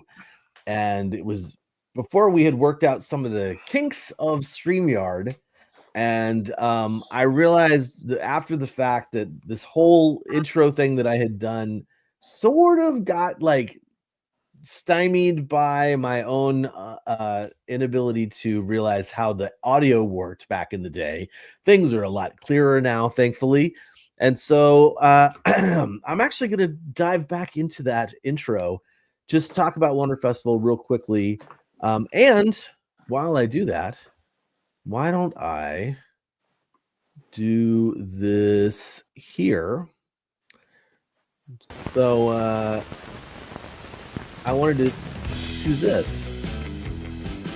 So we're gonna have this going while I basically do this. Dateline, Showa era 59 or Showa 59, 1984, actually. The very same month that Godzilla returns to the big screen in The Return of Godzilla. Japanese anime and tokusatsu model kit enthusiasts initiate the very first Wonder Festival in Osaka, Japan, 1984. Wow. Now, in the early days of this festival, it was almost exclusively made up of amateur garage kit makers whose skills were basically so honed that their kits rivaled the products that were put out by companies like Aoshima, Adi, Bandai, and Kyoto. In fact, the latter company, Kyoto, they recognized that passion behind this event and lent a huge hand in the next evolution of Wonder Festival. It was because of Kyoto that we are able to see the Wonder Festival that we have today. And because due to the show's popularity, Kyoto works with the Japanese government to create the Day of Copyrights, Tojitsu Hanken, which allows kit makers like Yuji Sakai, Ryu Oyama, Kenichi Tanaka, and a cajillion more to obtain copyright licenses for one day only at the venue. And according to an article I saw in Japan, in the Japan Times, the copyrights are issued through the event itself, which means you don't have to pay for the license for that copyright for the day. They cannot take reservations during the event and ship them later. They cannot sell model kits that haven't been approved for the copyrights, and the copyright ends the day, like when the event ends. That's why exclusives from Wonder Festival are so stupid exclusive. Now, for people who have never been to the show, Wonder Festival happens twice a year. There's a winter show, which happened just 1 week ago, literally 1 week ago today. Like right now, I was waiting to get into the show. Wow. And also in the summer, which is its own beast. And oh my gosh, we might talk about that too. No comment, says John.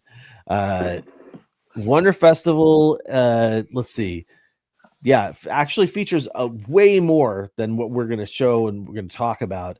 But this is all footage that I took at this last weekend's Wonder Festival. It's really what a crazy show filled with sofubi and kits and just all sorts of cool things. Like famous people are there as well, like Ben Furuya, the actor from Ultraman, who played Ultraman in the 66 series. Yuji Kaito was doing some signing as well. There's just so many opportunities to see so much cool stuff. I filmed literally as much as I could. Every time I saw something that was kaiju related, I filmed it. But at the same time, I know after the fact, I was like, wait a minute, I didn't even get the Tanaka Studios table in my footage. Like, so it's packed, jam-packed, and it's all sorts of stuff. I mean, there's everything from like stuff like kaiju movies that have licenses and Ultraman stuff that have licenses, and the tokusatsu shows, but anything that's like an anime character also is up for that same license agreement thing. It's really wild how much there is that's out there, and so many of people's own characters and creations are also on display. So it's a really wonderful event, and actually, as I guess I would say that as much as it is a pain in the butt to deal with to go to Wonder Festival and experience Wonder Festival, if you are enamored with creativity, I personally think that Wonder Festival is like this. I mean, it's unparalleled in terms of what you see on display and what people make. Like, to me, this is like where creativity rules is at Wonder Festival. So I love it to death. It's my favorite show. Even though it is, like I said, it can be a big pain.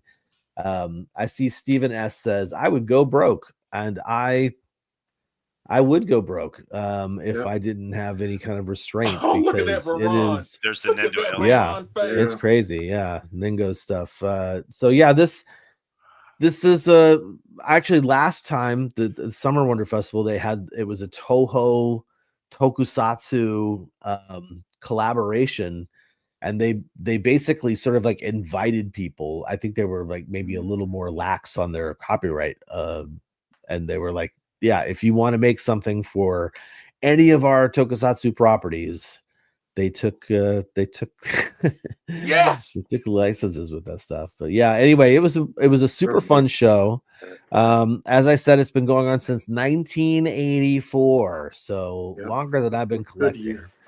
And definitely, I feel like it was mostly about model kits when it started, and really recently, I would say maybe within the past like 10 plus years, that's when the soft vinyl toys, like you're seeing on screen right now from Frog Tree and T-Base, started appearing at Wonder Festival.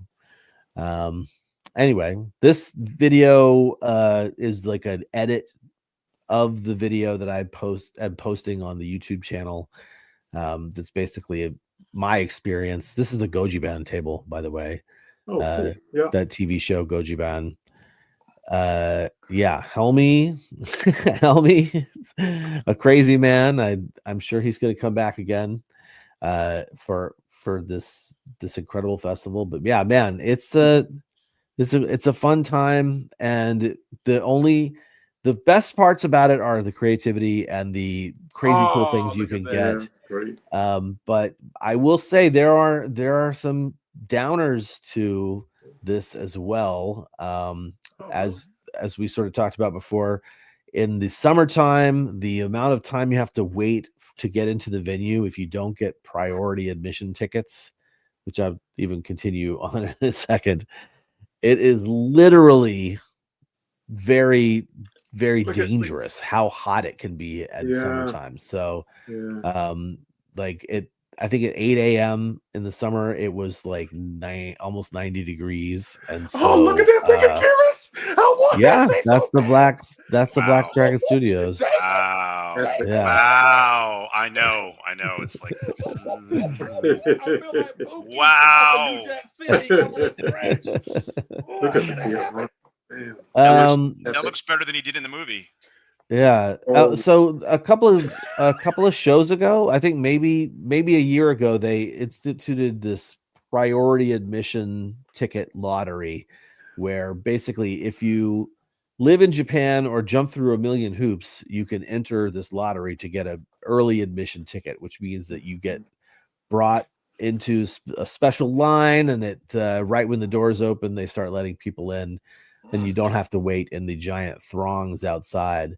But man, this was not a well implemented system, this specific event. And I think the priority admission was okay for the summer and the last year's summer show, but this Winter Wonder Festival, it was not well done.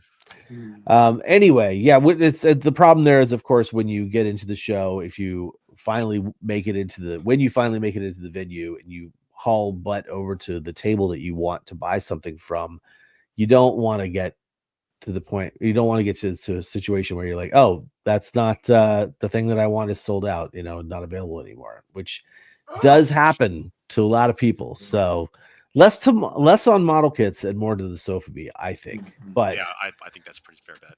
Yeah.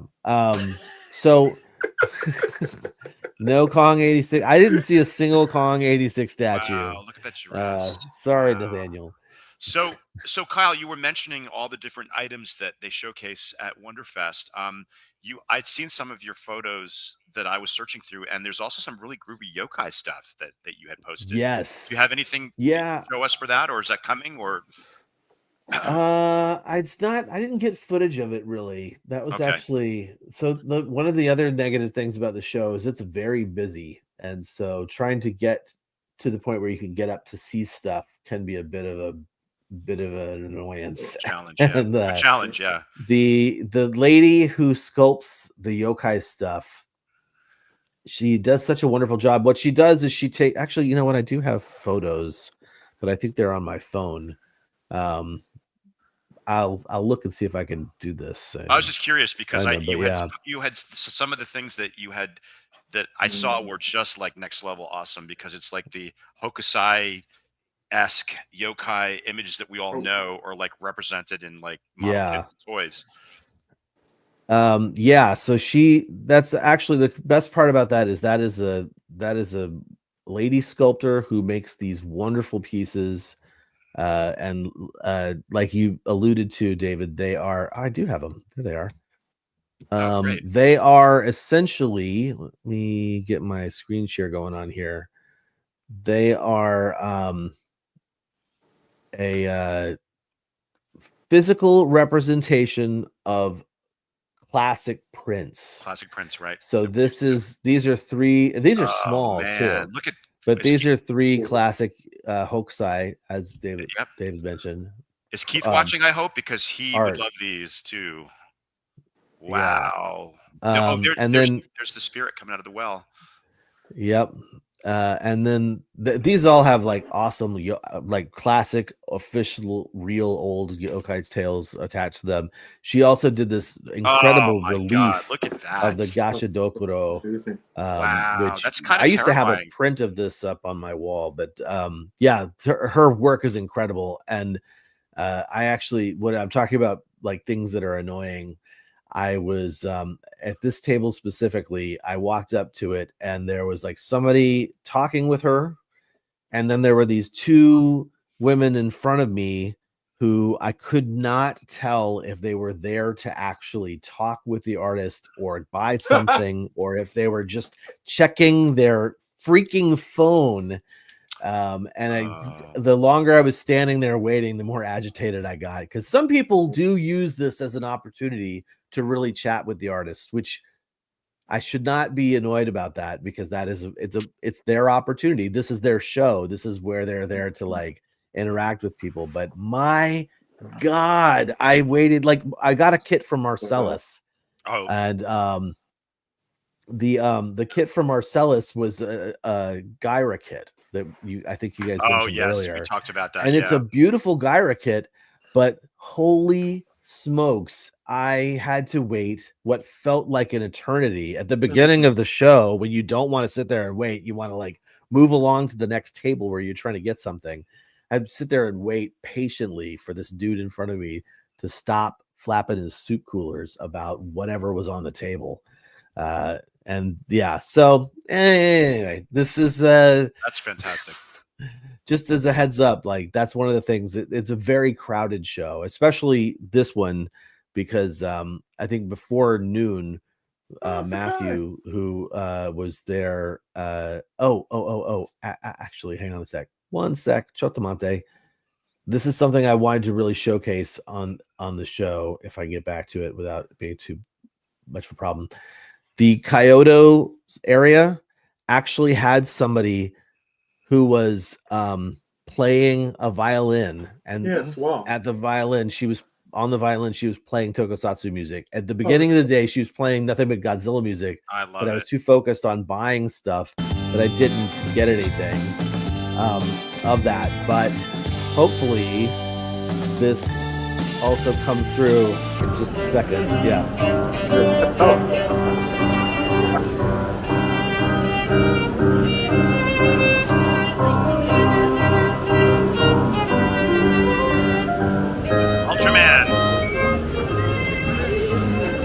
I love it. I loved it. I loved it so much. And so that was a huge highlight because it was in the same area as the Plex table, same area as the CCP table, X Plus, and Black Dragon Studios. So I like walked into that all first, and she was jamming to some Godzilla music. And every time I walked past, she was playing a different song, and there was like a small crowd of people around, and it was really great, really fantastic. Wow. Anyway, yeah, so this is the footage I got, and I think it's almost over anyway. We'll go ahead and drop that. Feel free to check that out on the actual channel. Sure. There's going to be a full-blown video where I actually did record an intro and an outro from Wonderfestival for the video. But for now, what I'd like to do is talk with my co-hosts here, since I feel like I've been going on for quite a bit, about their experiences with Wonderfestival and items from Wonderfestival. So, because I know Leslie's never been to Wonderfestival, David's never been in person. John, have you been in person to Wonderfestival before? You have, right? Okay. So I'm gonna, when it comes back around to me, I'm gonna show off basically my top 3 items that I've gotten from Wonderfestival, not necessarily in person. But I know Leslie has some things that he wants me to share, so let me go get those things ready, and I'll give you the center square, buddy. Thank you very much. Of course, Wonderfest, an awesome show, and even like leading up to it, it's like there's so much excitement surrounding the show, so many speculation and conversation, like what's going to be there, what monster's going to show up, what company's going to do this, what company's going to do that. It's really a fun time in our fandom, you know. I mean, it's fun time all the time, but when it gets around to Wonderfest time, whether it's the winter or the summer, it gets really, really fun. And sometimes that fun can lead to awesome validation or awesome disappointments, because sometimes you want a monster to show up, but sometimes he doesn't show up. Then there are things that you wasn't expecting to see, but you see it, but they show it anyway, and you still come away happy. It still is a wonderful time, right? Now, what I want to showcase is, first off, I want to showcase 2 figures that were actually teased at a Wonderfest. And I'm talking about, this was back in 2018 in the summer Wonderfest. And they showcase, as plus I'm talking about not 1, but 2 gigantics that they were coming out at the time. The gigantic Mecha Godzilla, 1974, and the remember that? And the gigantic 1989 Godzilla. Yeah, fantastic. And even then, whenever they would make a gigantic announcement, it was a real big deal. Nowadays, I hate to say it, even though it is somewhat of a big deal when they do announce gigantic, but it's not as special as it was back then, because it seems like everybody now is coming out with something gigantic. It's true. Yeah. So the fact they would showcase 1 gigantic, and plus I'm talking about back then, was great. But they showcased 2 of them. Yeah. 2 of them at the same time. Oh God! And in my opinion, these 2 would go on to become 2 of the best S Plus gigantic series figures that they have ever done. In my opinion, I think the 89 is the best. I know amazing. I know a case can be made for Shin. I know a case can be made for GMK. I know a case can be made for the Burning Godzilla 95, or maybe even 62 is awesome too. 62. Yeah.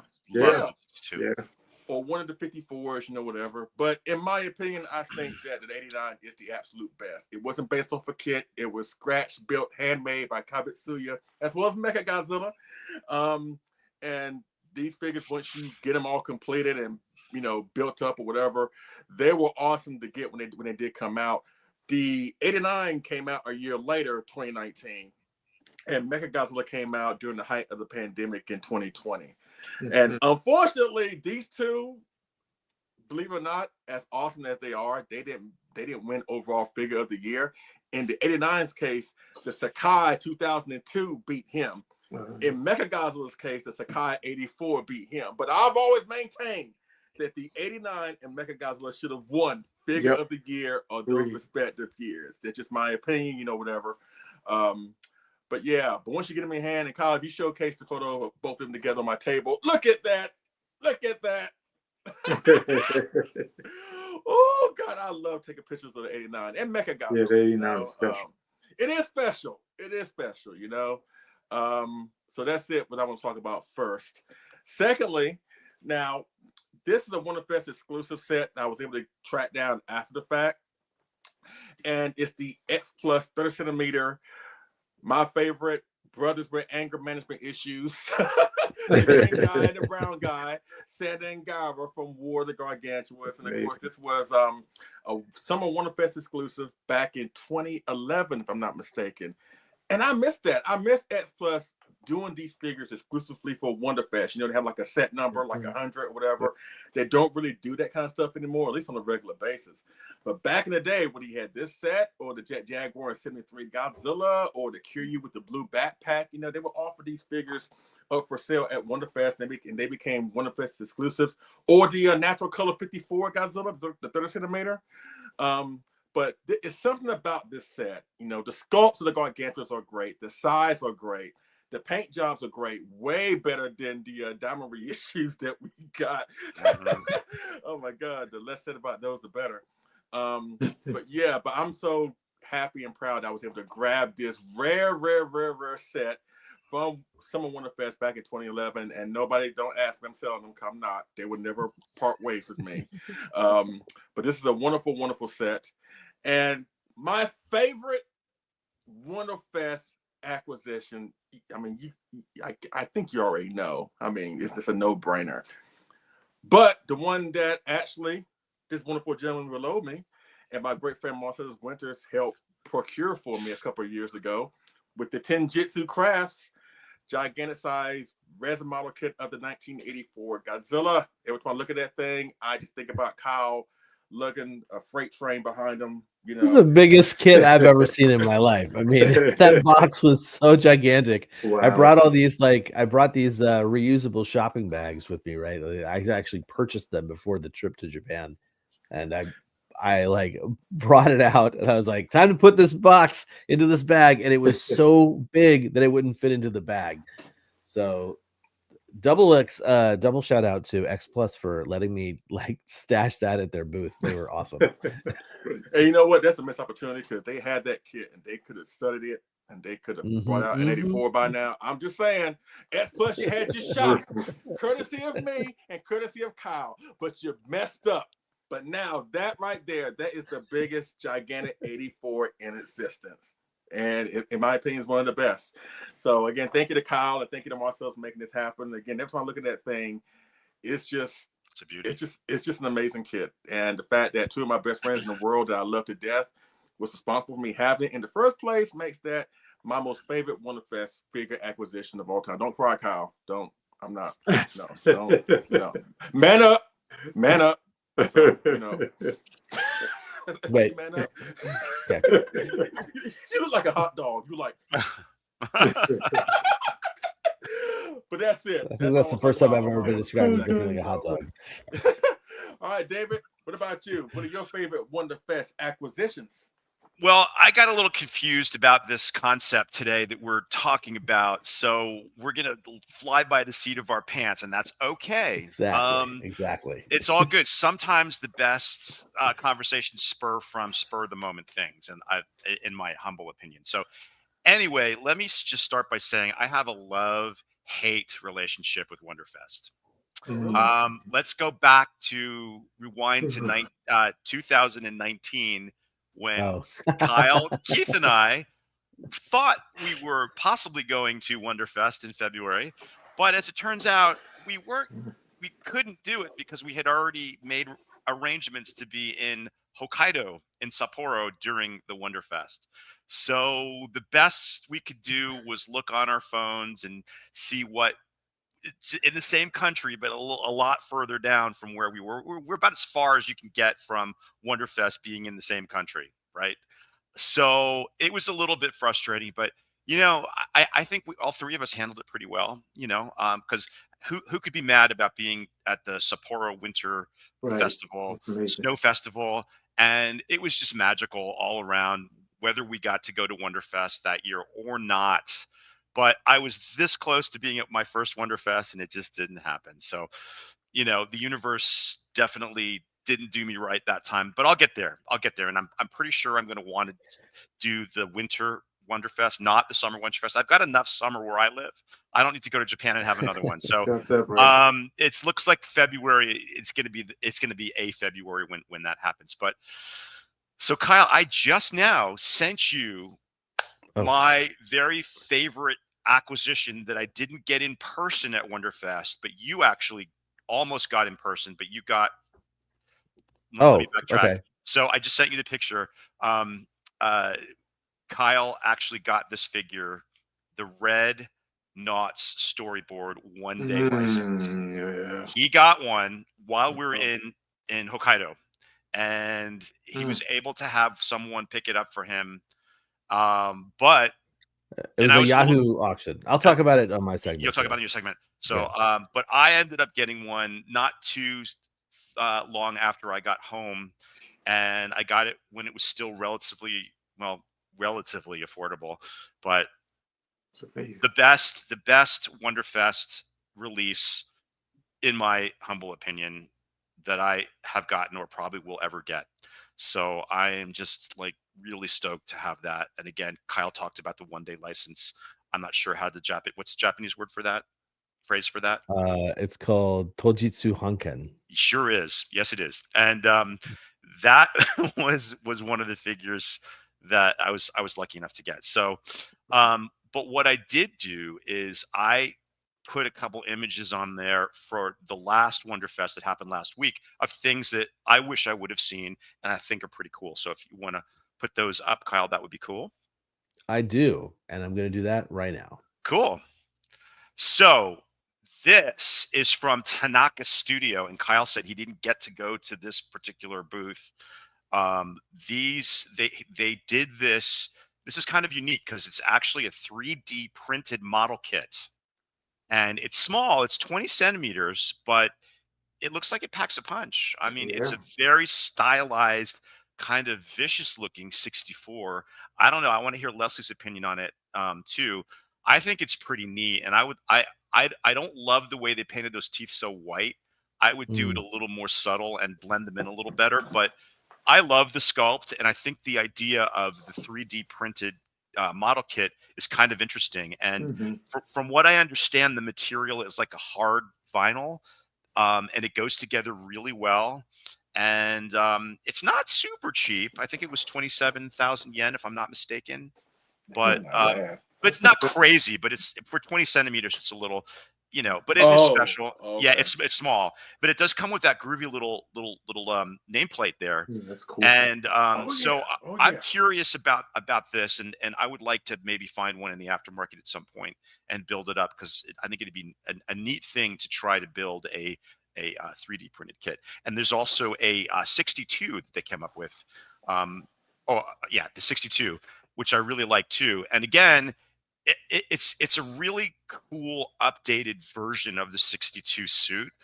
You can tell that's a 62, 1,000%, but it looks a little bit more vicious, a little more streamlined, excuse me, and a little more updated. So I actually would love to see these as Gigantics, because as we were talking, like my whole thing with the X Plus Gigantic line, even though I admittedly don't buy them, is that I love the super stylized, and aggressive look that the first couple had. And Kyle, you remember when we talked to G and Matsubara-san way back in the day, that was their original concept for Gigantics. They wanted it to be unique and powerful version of that suit. And that's reflected in the first couple ones. And then they sort of, getting some from model kits and getting a little more movie accurate, which nothing wrong with that. but again, yeah, these would look great as gigantics. But I'm very curious to see how it would be to build a 3D printed kit. So Leslie, what do you think about the 62? I mean 64? What do you Honestly, think about between the two, I prefer the 62 more. I think the Do you? 62, yeah, I think the feral look that these kits are going for, it looks better on the 62, which is kind of ironic since the 64 is my thing. But that being said, if there were two in front of me, I would get the 62 first. I'm just saying. Really interesting. Yeah. I think I would get the 64, but I'm like I said, I'm not thrilled with the way they did that particular prototype. I don't love the way they did that. I think my take would be a little different than that. So, but anyway, I thought they were really neat, and I would probably, if I was at that Wonderfest and I got in enough time, I probably would have picked one or both of these kits up this year, because I think they're very interesting. And they've announced this. They announced these a while ago. I think I did a feature on it on one of our show and tells, or no, it was a news item, I think. And now here they are. They were available to see at Wonderfest. So, so the next slide, Kyle, is something that I actually will be getting that was featured at this Wonderfest. Now, Sweet here, baby Jesus. this is the Ibaraki-san KOC 30 centimeter resin -1 Godzilla with magnets and pins, just like the 62, the 64, the 55, and the 2000. I love that face. The face is just phenomenal. I think this particular angle, he looks a little thin, but I think it's just the angle, because the prototype that I saw online and other angles, he looks more beefy and like he did in the film. But regardless of that, I think the detail is great, and I love the face, and I just think it's going to be cool, and I cannot wait to get my hands on this sucker, and which should be arriving, or at least getting ready to ship any day now. So for anybody who has pre-ordered one, this should be coming soon, and I'm really looking forward to it. And again, if it's anything like the other KOC stuff Ibaraki has done, just it's going to be spectacular. Hey, so David, yes, sir. Are you still doing commissions? I am.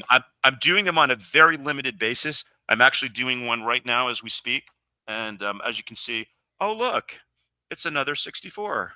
Oh, awesome. So yeah, and I've got one more 64 after this one. But yes, I am. So if you get that kit, I'll build it for you, Leslie. Yes, indeed. I was just saying for future reference, because there are a couple kits I may be eyeing. Yes. I add one just in case Marcellus or Greg or somebody may be busy, and which is understandable. I just want to see if you were able to do it. I understand about you and the resin cross country thing. Yeah, it's a little bit scary for me to do that, but we could talk about that later. But I am still doing them on a very limited basis, because I have a very large queue of kits of my own that I need to build. Okay. But yes, we can talk about that. If it's something special that you want, I'd be happy to do it for you. Appreciate it, sir. Thank you. But yeah, so just the heads up, the 62 is I'm not sure if like someone in Japan has to get it or what the deal is, because I haven't looked into it, but the 62 is actually for sale on Tanaka's website. So just a heads up. Great. Just that's awesome. There you go. That's awesome. Yeah, and again, I do like the 62 also. Just as much as the 64. I think they're great. Oh, Nathaniel Plummer, KOC Godzilla 2000 is my favorite thing in Leslie's collection. Oh wait, I didn't build that one. Sorry, I did the 62. Oh well. Never mind. And the 55. That was a Marcellus production. A Marcellus Winters production. But anyhow, yeah. So Wonderfest and I aren't the best of friends. And again, like it's such a tease, because like Kyle said so eloquently, you can want something and you wait in a long line to get in there, and by the time you get up there, it's sold out. And that's happened to me a few times when I've asked friends and to grab stuff for me. Helmy was able to get me the little Sun Guts Gorosaurus last year, which is a Wonderfest production. Oh, okay. And I would like to get the Manda at some point too, but again, I'm sure they'll do a color version, and the black one is just, it's not my favorite. But yeah, Wonderfest and I will meet at some point. I promise you that. And again, it will be the February one, and it'll be it'll be oh so sweet, because again, it was like dangled in front of me like a carrot and then just yanked away. Yeah, so that's pretty much all I've got to say about Wonderfest. What was that? Do you mind if I pop in here just for a second? I saw a couple Absolutely not. questions earlier, and I thought it'd be kind of fun to just throw these up real quick. Shannon says you got to get a staff pass for these things. This specific Wonder Festival, I saw a lot of dealers that said they will not sell anything to you if you have a dealer pass until noon or something like that. There was like a hard time that they're trying to combat some of those issues of things not being available. Additionally, excellent. I like that. I saw Mr. Tom Whalen say, how do you choose what to buy at Wonder Festival? And let me just say that in my opinion, you have to be a huge nerd about it and do a lot of research online ahead of time. So what I did is I created a little hit list of the things I wanted to get. And then on the it's not over, on the map that they release that shows who's selling what, I actually highlighted each one. I even have a text note in my phone that says, here's, like almost like in a priority kind of way, here are the tables I want to go to, which kind of sucks because one of them was like, go to hall 7 for this table, and then go to Sun Guts, which is in hall 3. Brutal. And then go back to hall 7 for this other table. And I was like, it was a lot of running around, dude. It really is one of those things where you really have to prioritize what it is you're going to go to first. And when you get there, you really have to you have to know where you're going. Thanks, Frank. You have to really I wouldn't suggest running, but if you get in, and another thing, like David, let's say you come to Wonder Festival and we're going to go together. Here's the thing that sucks. What they have right now with this priority admission ticket thing, it is a lottery that you enter. And so I could have, I know, right? So number one, I entered as soon as I realized it was available, because they said, the lottery opens on Friday, but then it really opened on like a Tuesday or something like that. So I was I was like, the day it opened, I was like paying attention. So I got in, but they assign you a random freaking number. And so I got my lottery acceptance. Matthew, who's watching live as well, got his lottery acceptance. I don't care about this. Mine was in the 2000s. His was in the 1000. Frank, who I think is also watching, said he got a priority admission as well. His was in the 6,000 range. Oh my God. So it doesn't really matter when you apply. There's literally no bearing on when you get in. I actually don't like that system. And what this also, Garage Kit Goon is right. You need the Lawson app and a Japanese phone number for the priority pass. It is a total pain in the butt to get the priority pass. I'm lucky. I live here. I have the Lawson app for not just Wonder Festival, but for other events. For snacks. But like the randomness of it, the fact that if you said, hey, I want to go to Wonder Festival with you, I'd be like, that's awesome. I can't wait to be inside with you, but there's no way for you to get, number one, for you to guarantee that you can get a priority pass. Number two, for you to even really get one, you'd have to have a Japanese phone number. And it's like, there's this whole string of events that you would have to do, which I was like, actually like working sort of with Matthew about to get him to make sure that he understood like what we could do to get him in with a priority pass, because he applied. I'm just going to say it. You have to sign up for an account with Lawson Ticket, which is L-Tyke. And on their website, have the account ready to go. Once you get once the lottery is open, you apply. And then if you get it, you have to sit on it and just let it wait until you get to Japan. Then you can change your phone number. Oh my gosh. Once you get to Japan, and then once you change your phone number, then you need it on that device. It is a total pain in the butt. So I'm throwing this out there so people understand the amount of hoops that you have to jump through to get the priority pass, and to get in at a reasonable time, because Frank, God bless him, like, he had this priority pass and the 6,000 numbers. He wasn't able to get into the show until after noon. Wow. And the show opened at 10 a.m.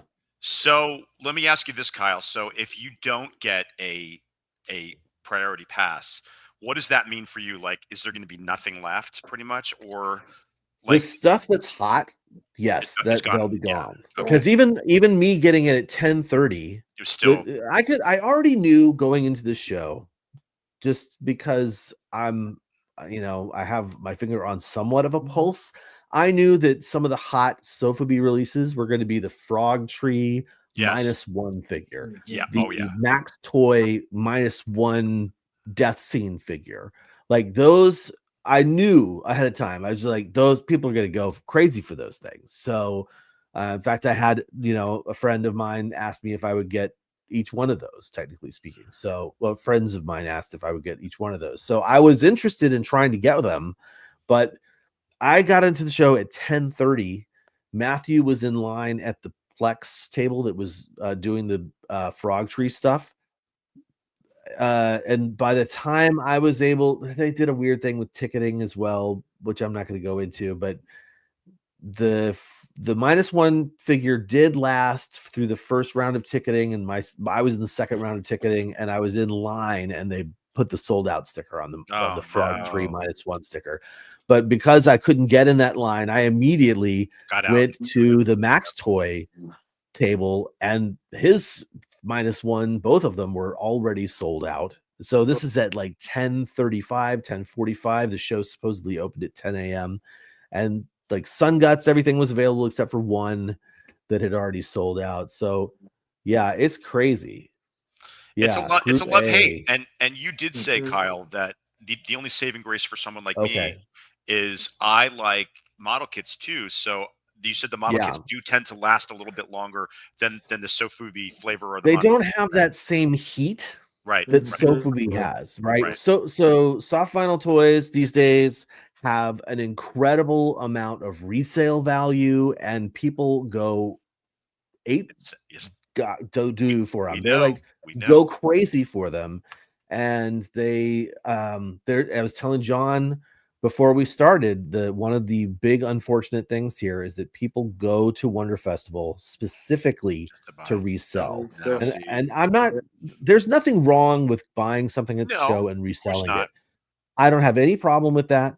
But what I do have a problem with, I think I mentioned this maybe on our last show about Wonderfestival, or maybe even the previous one, is when someone lists an item on like Yahoo Japan auctions and they put it up for like 3 times the price they paid for it.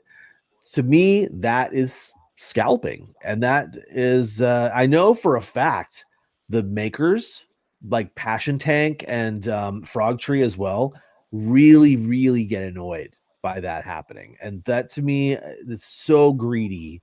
And it's one thing if you list it for, let's just say, double what you paid. Sure, I'm just gonna say that's fine, whatever. But if it's an auction and the price goes up high, that's its own thing. But if you start the bids out or try and post it on Mercari for 3 times the amount or more, that's crazy. It's bad toy karma. It's really bad toy karma. Very bad toy karma.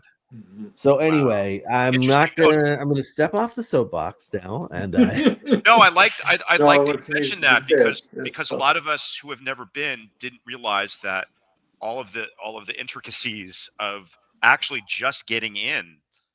So yeah, that really it's eye-opening, and thank you for sharing that with us, because now it makes it now even more of a love-hate relationship. So It is. It really. Oh my really God! is. It really is a love-hate relationship. I love the show. I love that it's like dedicated to the creativity of these people who put out kits and soft vinyl toys. Like, in fact, the Frog Tree, the company that the artist that makes these Godzilla figures They're with the beautiful. sculpted like flames and smoke and stuff. It's gorgeous. Absolutely adore Me those, too. but really, really, really, it just bums me out to see them being resold for so much money. And again, if it's an auction where the price is driven up by people who really want it and they're willing to pay that, that's one thing. I don't have a problem with that. But someone just starting out and being like, yeah, this figure cost me $3,000. They're $300. I'm going to sell it for $9. Just right, bam, off the get-go. That just drives me crazy, and it does kill the enjoyment a little bit for me. So, Kyle, I have one final question about of this whole course, thing. yeah. So Open discussion, my friend. I think I would be if I'm not going to say if when I get there, I think what I need to do is just realize that it's for me. I would be just as happy to photograph all of the awesomeness. Now, my question is, do they sell the floor models and the prototypes too? So when you get there, there's like a blank thing. Do they do that? No. They usually leave them up. Because Yeah. that would be a cool constellation. Not even a constellation. I just want to go and photograph all the stuff. I mean, that is a dream of mine to do that.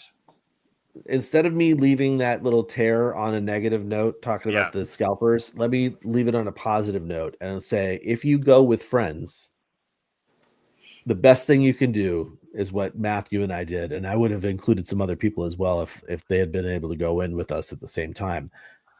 Divide and conquer. Divide and conquer. Yeah. So he was like, hey, I'm running to the Plex/Frog Tree table first. He grabbed some stuff for me. I ran to the Sun Guts table and I grabbed some stuff.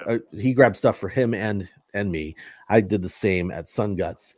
And that, honestly, that's the best thing. Like when I went for my first one, my first one, it was with the collector group, where I had like Helmy and James Patrick LeGrock and AJ and Ryan and Robert was there.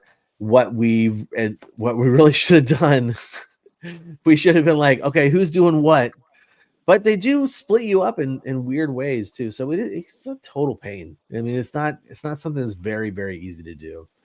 But I would suggest dividing and conquer, because if you have somebody that can hook you up in that way and you can hook them up in that way, and like especially if there's I don't know, like a myriad of collectors that can do that, you do have a better chance of like someone getting stuff from the One Up table, someone getting stuff from the Sun Guts table, someone getting stuff from the T-base table or whatever, and end of rant. I love it. No, that's great. Not a rant. That's just letting us know how it is. That's great. Thank you. Okay, so sorry to pop in with that. Don't be sorry. That was necessary. Did you have anything else you wanted to cover with I'm done. I'm going to pass it over to John. All right, John. So like David. Hi. I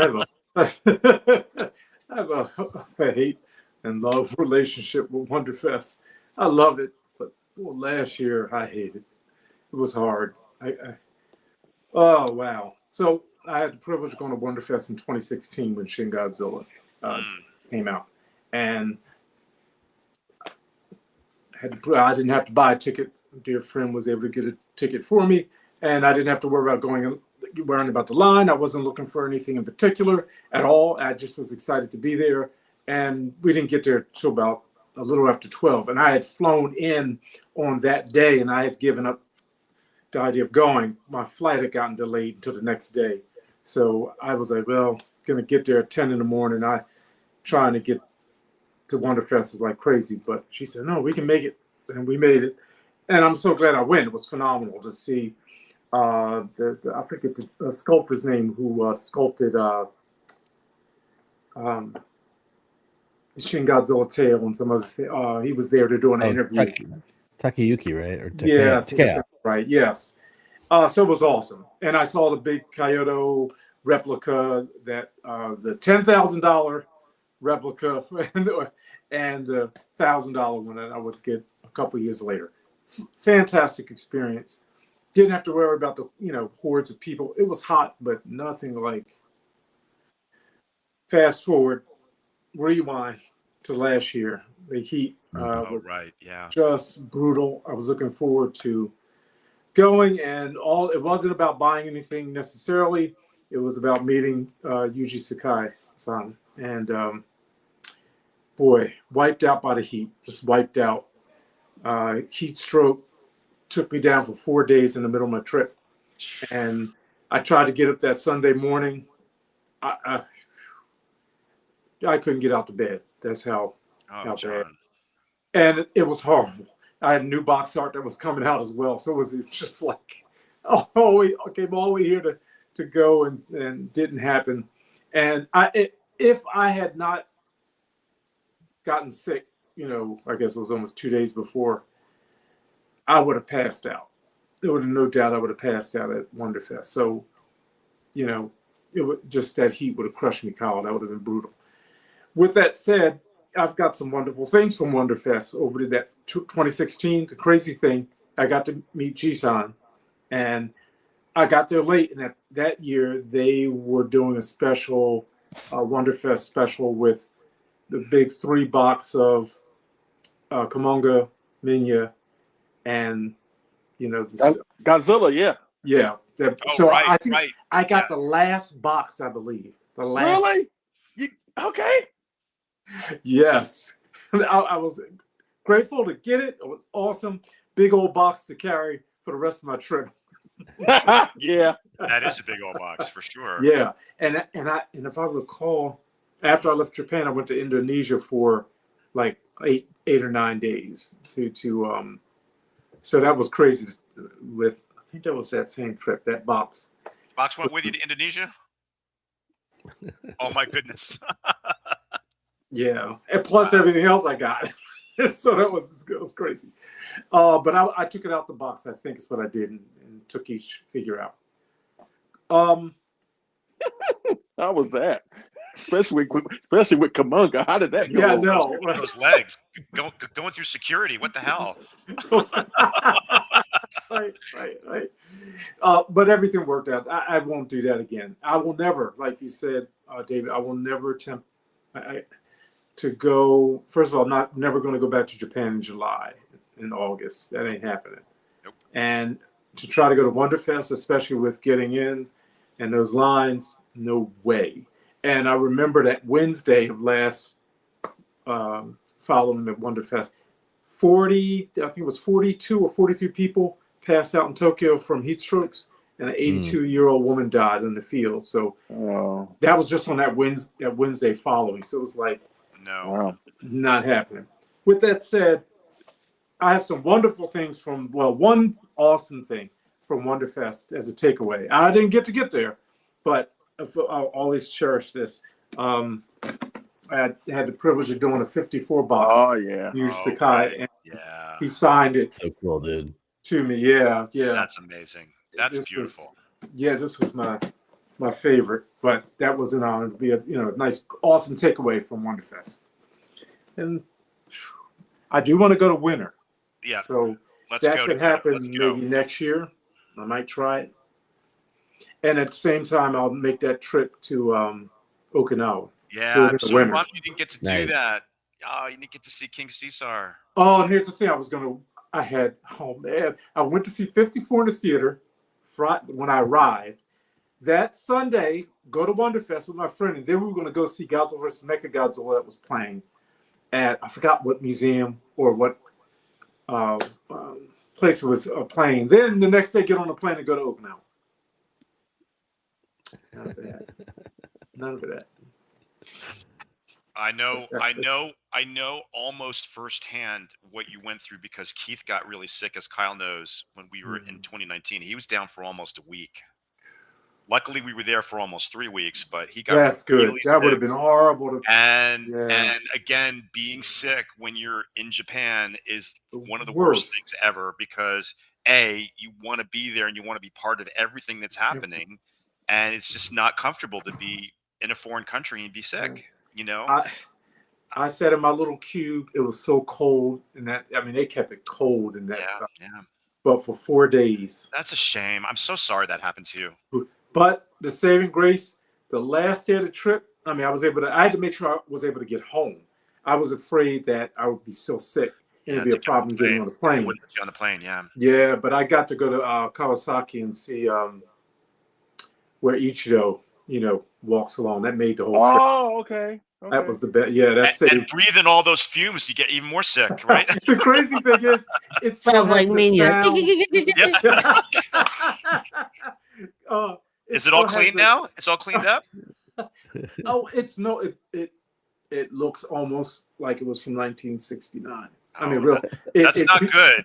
Well, it's cleaned up. It is nice. But the funny thing is, you can still hear the sounds of the trucks. They're still going through. Oh man, it's pretty. It was an experience. I would do that. I would go there again in a minute because it felt like you were in a time machine. That's your thing. That's your thing. Yeah. Going to those movie locations. Absolutely. Oh man. We need a trip to. I'm gonna say it again. We need a trip to Odo Island. And stay at the hotel and overlook the beach and do the whole thing. But I heard when you go down to the beach, you have to go through a very dangerous kind of passageway that has snakes. So that's what I heard. So I will deal with the snakes. You got to kind of wait. I'm good with the snakes. That's all good to me.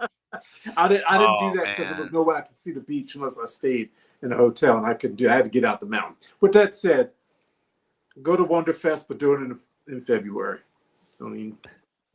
For sure. Call to you. Wow. All right. Well, I feel like I soapboxed quite a lot. So let me just show you real quickly my top three items. These are basically in the order. Yeah, the order I got them. Okay. So number one, this is not something I bought at Wonderfestival in person, but it was originally from Wonderfestival, and I was very, very happy to get my concept Varan. That's Wonderfest. I didn't know that. Yep. Originally released at Wonderfestival. I don't remember the year, sorry, and not on the base of the one of my favorite things you own. But yeah, this guy. Love that. Thankfully, I got this afterwards directly from M1, and just absolutely. That's like the King Caesar statue. That has to have a prophecy ever. with it. That thing's awesome. Yeah, I think I built this, and then I bought a whole bunch of like little miniature shrine pieces that I was going to make a cool diorama, and had this whole concept that I'm definitely not doing it anymore. So I'm just going to say I had this whole concept where there's going to be like, because this is supposed to look like the Daibutsu statues, the giant Buddha statues, and stuff. Especially the way it's supposed to look like a gigantic. Let's thank you for the suggestion on that, David. But especially like the Shisa statues, the Komainu statues at the shrines, the guardian dogs, and the idea was that this was going to be on a pedestal at a shrine, huge like a giant Buddha, and then there was going to be basically the diorama of the shrine with like mountains all around, and like then I was going to put like a sound chip in it where you could hear them chanting to Varan and like trying to Baradagi and trying to keep him in his statue form so he wasn't going to come out. And I had this whole thing planned out. It was wonderful. Anyway, number two, couldn't give up. David already talked about it. Is the storyboard Godzilla, which I do love this thing, and I remember when they were talking about putting it out. I remember being one of the many fans salivating over the concept of it. I also was right there with David in Hokkaido in 2019, damning myself for my bad planning because it really was. I'm one of those people that before we moved here, obviously, when it was time for me to plan a trip to Japan, I was like a year out. I was like, gonna get the tickets. We're gonna do it this time. This is gonna be when we land. This is gonna be when we go here. This is when we will go here. And I basically planned this whole thing out before they announced the dates of Wonderfestival. I went back every year for like 6 years, 6 or 7 years. It was like, okay, it's on this Sunday of February every year. It's on the second Sunday of whatever it was, every year it's the second Sunday or something like that.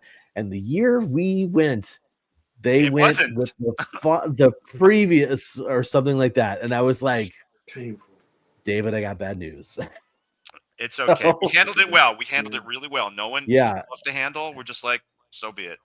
And so what I did is what I would suggest to anybody who is interested in getting something when they can't attend Wonder Festival or when they can't get it at Wonder Festival, immediately, like as soon as the show, not even as soon as the show over, like as soon as the show happens, start looking on Yahoo Japan auctions for what you're looking for.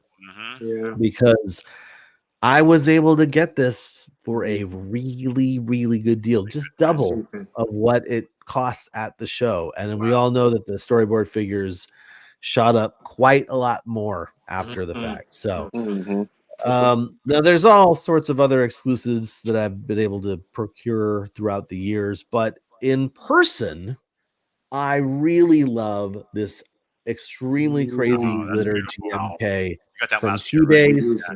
I got this at the Summer Wonder Festival after striking out on the previous versions that were available at the previous Wonder Festivals. So this one came from summer of last year, and those are my top 3 gets from Wonder Festivals in the past. Wonderful. And I'm glad to end this on a high note because I really do love the exclusives. I do really love the creativity that is on display there, and just like it should always be a good time as far as I'm concerned. And I'm not going to be doing the Summer Wonder Festival unless for some reason somebody's like, we're putting this out, and then I'm like, damn it, I have to have that. but I look forward to seeing more people visiting Japan. And in the future, we've had a lot of people coming recently. I've already got a list of people who are going to be, joining me for cool adventures this year, including Mr. Chambers, and hopefully Mr. Ruffin wants to do some cool stuff with me too. Be not Summer Wonder Festival, but other things. And but I do hope people come around Winter Wonder Festival and we get to hang out at the show, even if it's just a quick brief hello or getting food afterwards or whatever. But are we going to do something? Helmy's asking if we're going for Godzilla Day. I mean, I'm always going to go to Godzilla Day, Helmy. Come on. I wonder if the new movie will be released this year. I don't know. It'll be interesting. I don't think it's going to be this year. Do you? Who knows? You never know. Yeah, I can't stand seeing all these like clickbait posts. It's like new details revealed about the new Godzilla movie, and I'm like, literally, there is nothing new about what you have said. Like, so I'm a wait and see kind of guy, but we'll see. Garage Kikoon says Godzilla Day is on a national Japanese holiday usually. They do it. So usually it's on the 3rd, obviously. So this last year, I believe it was like the Monday was the observed holiday. But I went to Osaka on that Monday following. Got to go to the Godzilla Expo, which was great. So you taking the holiday too. It's great. The culture there. Cool. Well, okay, so that's going to end our segment of the Wonders of Winter Wonder Festival. Thanks for everybody still sticking around. I'm going to go ahead and wave my magic hand at the screen and say, Jonathan Portman, would you like to magically appear on screen? Are you cool with that? Yeah, we good? There he is. I wish we had. I wish I had a sound effect. I wish I had a sound effect for this moment. Like Rodak, a cake. Yeah. Rodak, yeah. Or like that classic anime slash noise. What's up, guys? What's up, man? Good to see you. It's good to see you guys too. It's needless to say, it's been an interesting weekend, start to the weekend, but thankfully we're getting on the other end of it. on the good side of it, which is good. I'm glad to be here with you guys as always. Of course, to Christine, like everyone's echoed here, our love and our hearts go out to you and your family. And we are looking forward to you coming back here and being with us all. So with that being said, I know last time I was on, when I was visiting David, we kind of teased a rendition of the Collector's Moment that we were going to start implementing. And we're really excited to showcase to you what we have going on, because unlike our previous Collector Moment, when we would feature posts from the community, a lot of the times they were just random posts that we liked and posts that we thought looked really cool and wanted to share, but also was one of those deals where it wasn't leaving much room for engagement with the members. So we kind of had a new idea of what we wanted to do to get the members more involved. So what we're doing now with each Collector Moment is we're gearing them towards our discussion topics for each episode. So you guys can chime in and show us things from your collection based on what we're talking about. So this edition of the Collector Moment is going to focus on your favorite Wonderfest purchases or gifts that you've received. Love it. So without further ado, let's get our little graphic here, and let's share proudly our new splash screen created by Kyle Young. So thank you, our fearless leader, making this. Look at that. Oh, That's great. Look at that. I like, and Kyle, you said this when we were going through ideas and how to make this. You were like, think about all those little, characters down there, those little chibi characters. That's like our community right there. We're all together here. I'm not sure who the Exians are up there, but maybe they're Leslie throwing shade on the Sophie, collectors. I don't know. Could be one. Always. Without further ado, let's kick things off with our very first, shall we? First, we've got Matthew Gonzalez with his Wonderfest purchase of the Art Junkie Jungil. I believe I'm pronouncing that. I hope I'm pronouncing that right. He dubbed it as Kitsune Gaigen, which I thought was pretty clever. It does have a Gaigen sort of look to it. It totally looks like it really does. Gaigen, I like that. That's It kind of looks like if they took the ears of like King Caesar and like put them on the body with like the eyes, like the body of Gaigen, the eyes of Gaigen. It's got this sort of like very godly sort of ancient look to it. I absolutely love it. I think it's really cool. Apparently it's a variant. I kind of looked this thing up. This is like a cherry blossom variant. There was some other ones I saw, there was like a gray toned one and whatnot, but pretty cool collectible. Very cool purchase, Matthew. And thank you for sharing. Let's move it along here. Mr. John Drain never disappoints with his submission from the Enka Vinyl Space Godzilla. Oh my goodness. Now this thing, I've never heard of this thing. I've never seen Enka Vinyl's work. Maybe just in passing online. They're a new company, sort of. Okay, so I'm telling you what, it's an interesting sculpt that the shoulder crystals are on the neck. It's very interesting. It's kind of cool. I kind of dig it. I love the color, by the way. That's an actual. Oh yeah, there's the flyer for it. Yeah, this is their flyer. Very cool. Enka has a super retro vibe going on with their stuff. Not just the figures, but also their whole vibe. I love it. Yeah, very cool. Totally awesome stuff. You know what I would call that one, Jonathan? I'd call that Ozempic Space Godzilla. The Space Godzilla definitely lost some weight. Let's put it that way. That's for definitely sure. In those thighs. Definitely in those thunder thighs, and not so much thunders anymore. And that neck. My goodness. Yeah, that neck is quite impressive. I gotta say, I love the color. I love the blank color. That blue is striking. I absolutely love that color. And I to the right is a reference point for the other ones in that collection. He said they had a Godzilla 54 as well that he has there. I love that. I love the face. It's got this really cute but like stylized kind of mature face. I don't know how to describe it. It's like really cool, like mix between the two. So very cool, John. Thank you for sharing. Drain's got a great collection of interesting figures for sure. He does. Next on the list. That's awesome. Not quite sure what this is. I tried to look it up. Kyle surmised. I forget. What did you say? It looked very similar to another piece that has this Monster similar Rage. Monster Homie's actually Rage. watching right now. He can confirm or deny Well, if it's a Monster Rage. That's beautiful. Kit. I'm not so sure. I actually asked Helmy, and he himself was not sure. He did say that this was a piece that he bought from a table, that it was like a custom, like a custom collector or whatever, some guy who was making like really fine art pieces that were very distinct. So that's probably a very custom piece. But I love the crystals, the translucency with the crystals. I mean, that's great. Is that's that vinyl? crazy awesome. Is that a vinyl piece? That's a good question. Interesting. Helmy, can you help us out in the chat here? What's the material and what's the size? I honestly don't know. No, okay, all right. Well, we appreciate it. It's really cool nonetheless. Resin. It's resin. Okay. It's resin. So it's resin, and he said he believes it was his first Wonderfest. Very cool. I think he means the creator or the maker of this, or maybe his. I'm not sure. I But love either way, it's freaking awesome. Yeah. Thank you for sharing that, Helmy. Unique. Very unique. Let's go to the next one here. Okay, so I think this was kind of spoiled during the chat here.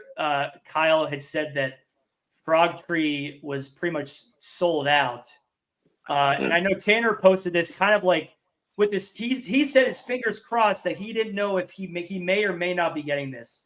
And so, kind of put some little fingers crossed graphics on the side. But it's beautiful. I believe that's the same one. The one is just the glow, like the glow in the dark version when you hit it with the light, and the other one is like what it looks like normally. That is pretty rad. I know that's. I believe Kyle had this on the video earlier. He went by it, I think. For sure. It was really cool. So very cool, Tanner. I don't know. You'll have to check Baya, I guess, and that pose is phenomenal. Hope it's not up in price or whatever, but God help us all in the scalping world.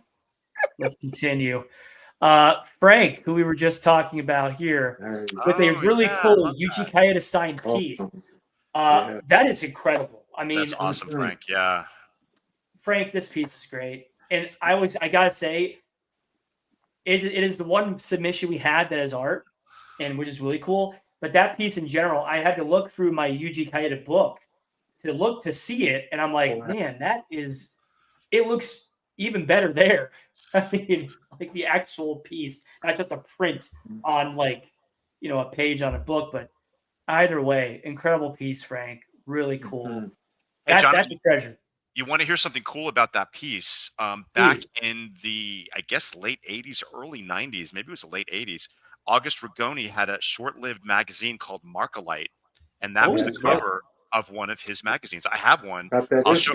I'll post. You have that issue too. I'll post it in the group. But I remember loving that artwork way back in the day, not knowing who Yuji Kaida was. But that was August's magazine, Markalite, and it was all about.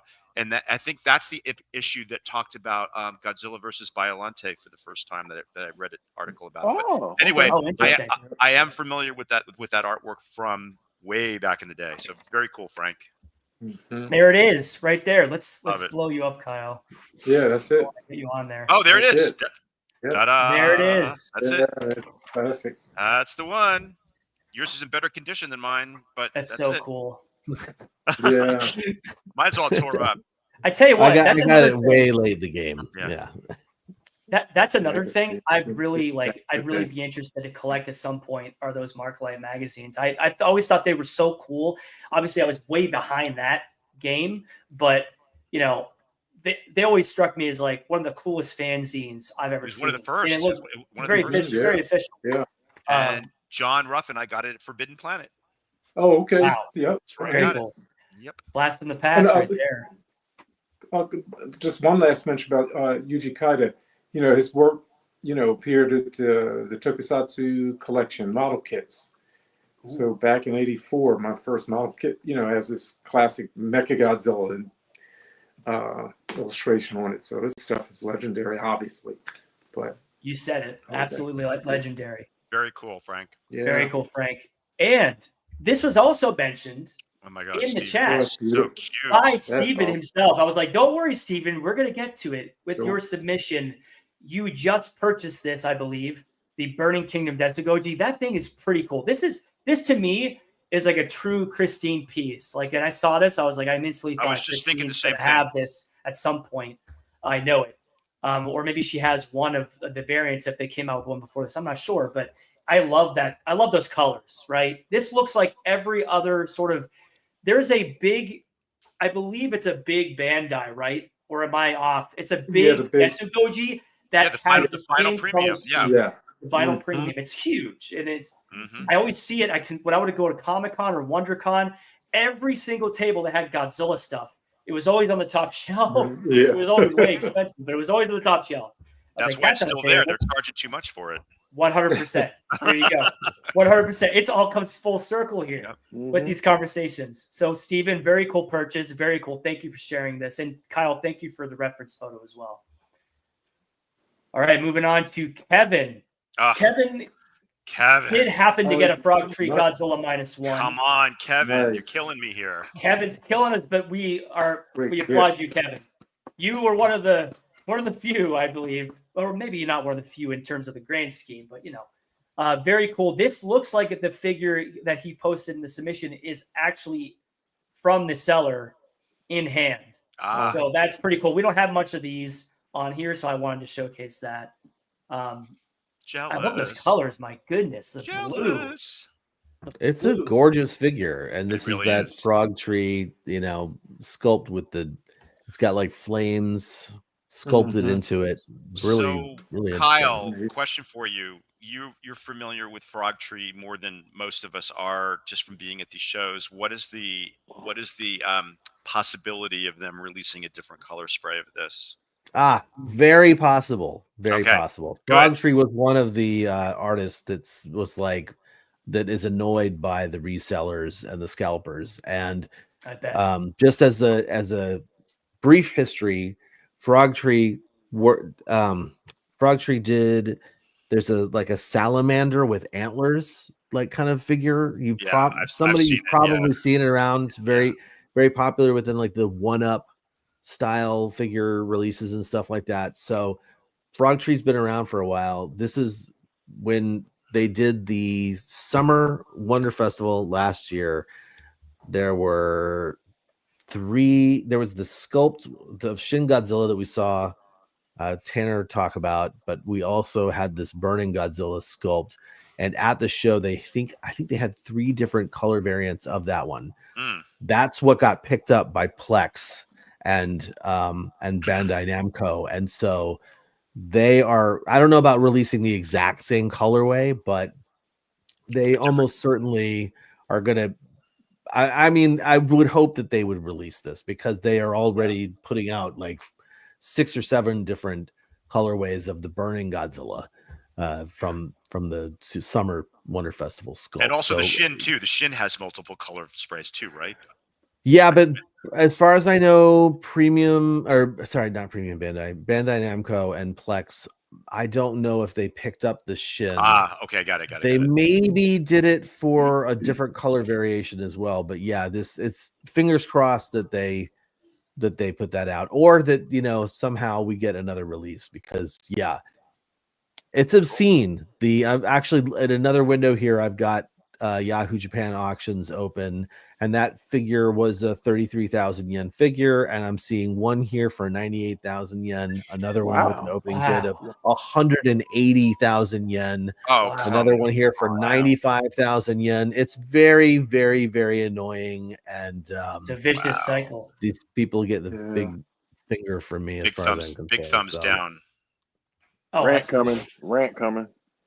Yeah. Seriously. Look, Jonathan, Keith is enamored of that orange Godzilla.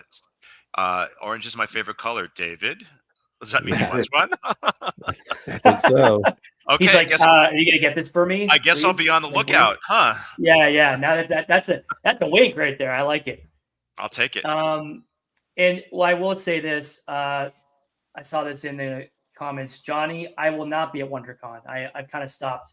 I stopped going to like the local cons as much that I used to go in the past, but they kind of underwhelm me now a little bit. I'm not gonna lie, like especially with all the Wonderfest stuff going on, and G-Fest now that I've experienced a few times. Like I'm just like. But you will be joining me for Monsterpalooza, right? Monster Palooza, 100%, because that is right down the road. So how can I not go to that? And you guys too. It's like technically, right 2 hours down the road. So there you go. 2 hours down the road, but I'm going 2 hours down the road. Let's keep it moving along here with this one is okay. So Matthew Robert Macri, Octeal himself. He shared this because this is something that's coming to him. It's on the way. And it's painted by the legendary Godo-san. So and Kyle, he said this is the one that he was working on when you were there with him. So that's pretty special. Fantastic. Pretty special. Amazing. Next level cool. It really is next level. And I know for a fact that like when he gets this, it's gonna be like you do like a whole episode on just Goto-san alone and like all of his stuff. And there should be. How about a future supplemental or something? Maybe we don't know. We'll see. Let's keep it. Boy, rolling. I'd love to interview that guy, and hopefully, I'm making it happen. Oh, there it is, Leslie. Oh yeah. Yeah. Oh, and here we go. Okay, so it's in my tatami room right now. Yeah. So Gonzalo, this cool. This one's special because this is one of the few ones that we have pictures of actually at the convention and at the show. So we have the sculptor here in the middle photo with the piece. We have the artist that did the box art for it. Love that box art. It really is incredible. It's beautiful. It's so unique and one of a kind. I don't think I've ever seen anything like it, to be quite honest. So. And Jonathan, can I take a moment to thank Gonzalo, please, good friend of the show, for all of his wonderful photos that he allowed us to use and post in our group. Thank you so much. You're too humble. He said they're not great. I think they're great photos. They are. He was saying the same thing to me. Really, really appreciate you taking the time to do that for all of us who weren't able to make it to the show. So thank you so much. And congratulations. That's a beautiful figure. Very much so. Oh, there he is. Oh, there it is. Wow, look at that. That's awesome. Oh, I love that pose. Beautiful. Yeah. It's a great Leslie, sculpt. what do you think? It really is. It got too much of a gut for my liking, but okay. Is it Chambers? It's not Chambers approved 100%. He's eating too many cleaning women, Leslie. He needs to put on a diet. Where's that scroll graphic when we need it? And that will do it for our new. That was awesome, Jonathan. Collector moment. Thank you, everybody, for your submissions. And of course, next time we get around to the next discussion, I believe we can confidently say is the next discussion is going to be centered around the 50th anniversary of Terror Mech Godzilla. You damn right. We're going to be doing I'm really excited. We're going to be doing we have a really cool idea for that one. We will showcase to you when it gets closer to the time. And we're excited. So please, guys, keep on the lookout for that. We'd love to see your submissions. And thank you for being part of the collector moment and a part of Collect All Monster Collectors. We really appreciate you and everything that you guys do. Well said. Awesome. Oh, it's and I would be remiss if I didn't. I was going to say this before, but since you guys were talking about your favorite Wonderfest purchases or gifts, I thought I'd kind of share mine at the last second here. So turns out we have two separate Wonderfest purchases that I got thanks to Kyle himself. And I believe Nick was involved in one of those and whatnot, and James. But we have here, I believe this Anki was from Winter Wonderfest. And I believe this Goro was from Summer Wonderfest, which was just recently. True. So these are my two favorite Wonderfest purchases and Sun Guts. So thank you, Kyle. Thank you, everyone who helped out, and thank you to everyone. So, Kyle, you hooked me up with that G62 from Wonderfest. Oh yeah. And actually, I believe in toy karma, and I like to help people when I can, and unless I get two people, there's a lot of these tables. They say only one purchase per person for the figure. So like Jonathan wanted the Angulus, and someone else wanted the I think I got it for Christine, which was actually for Jessica Etchells. So that's why I had Nick help me out with that, and it's toy karma. It's a thing, in my opinion, and it has come back in for good things for me, and that so I will help people when I can. That same 62 from Sun Guts that you got, John. They've just released a clear blue one. I got that for Alex Meredith at this last weekend. So, Yeah, it's I believe in it. I believe in not jacking the price up 3 times on the Yahoo Japan auctions. Well, I'll tell you what, it's priceless to be a good, genuine person, and just people helping people. Kyle, for a fact, and I know everyone said this too. If you ever need anything on this side, from this side of the aisle, please let us know. Because absolutely, we got you. As I said, we got you. And always appreciated. And Helmi's in there. Thank you, Helmi, for the 2 items you've gotten me over the past years. Yeah, the and awesome everybody else. Yokai and the Gorosaurus from last year. So Helmi, thank you so much.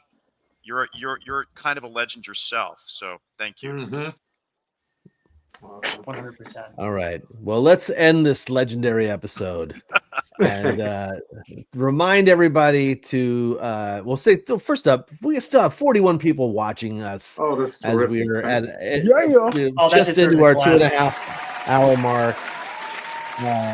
We appreciate you guys. We appreciate how many people stick around and hang out with us. We appreciate everybody joining us in our Facebook group, the Collect All Monster Collectors. If you would like to join the group, if Facebook is your thing, this is the URL for that. We have a set of rules. All you got to do is agree to the rules and join in the conversation. We love seeing people there. Love seeing your posts. Love seeing box days, all that good stuff. Please mark your calendars because our next episode will be March 15th, Saturday, March 15th at 3 p.m. Pacific, 6 p.m. Eastern. And as Jonathan mentioned, and Leslie backed him up on it with his sound effect, we are going to be talking about the Terror of Mechagodzilla is going to be our discussion topic for the next episode. And we do have a real fun hell yeah, collector's moment sort of like option for you guys planned for that as well. But until next time, our planet may be doomed, our Earth devastated, the monsters are in revolt, and civilization is in chaos. We must unite and collect all monsters. See you, everybody.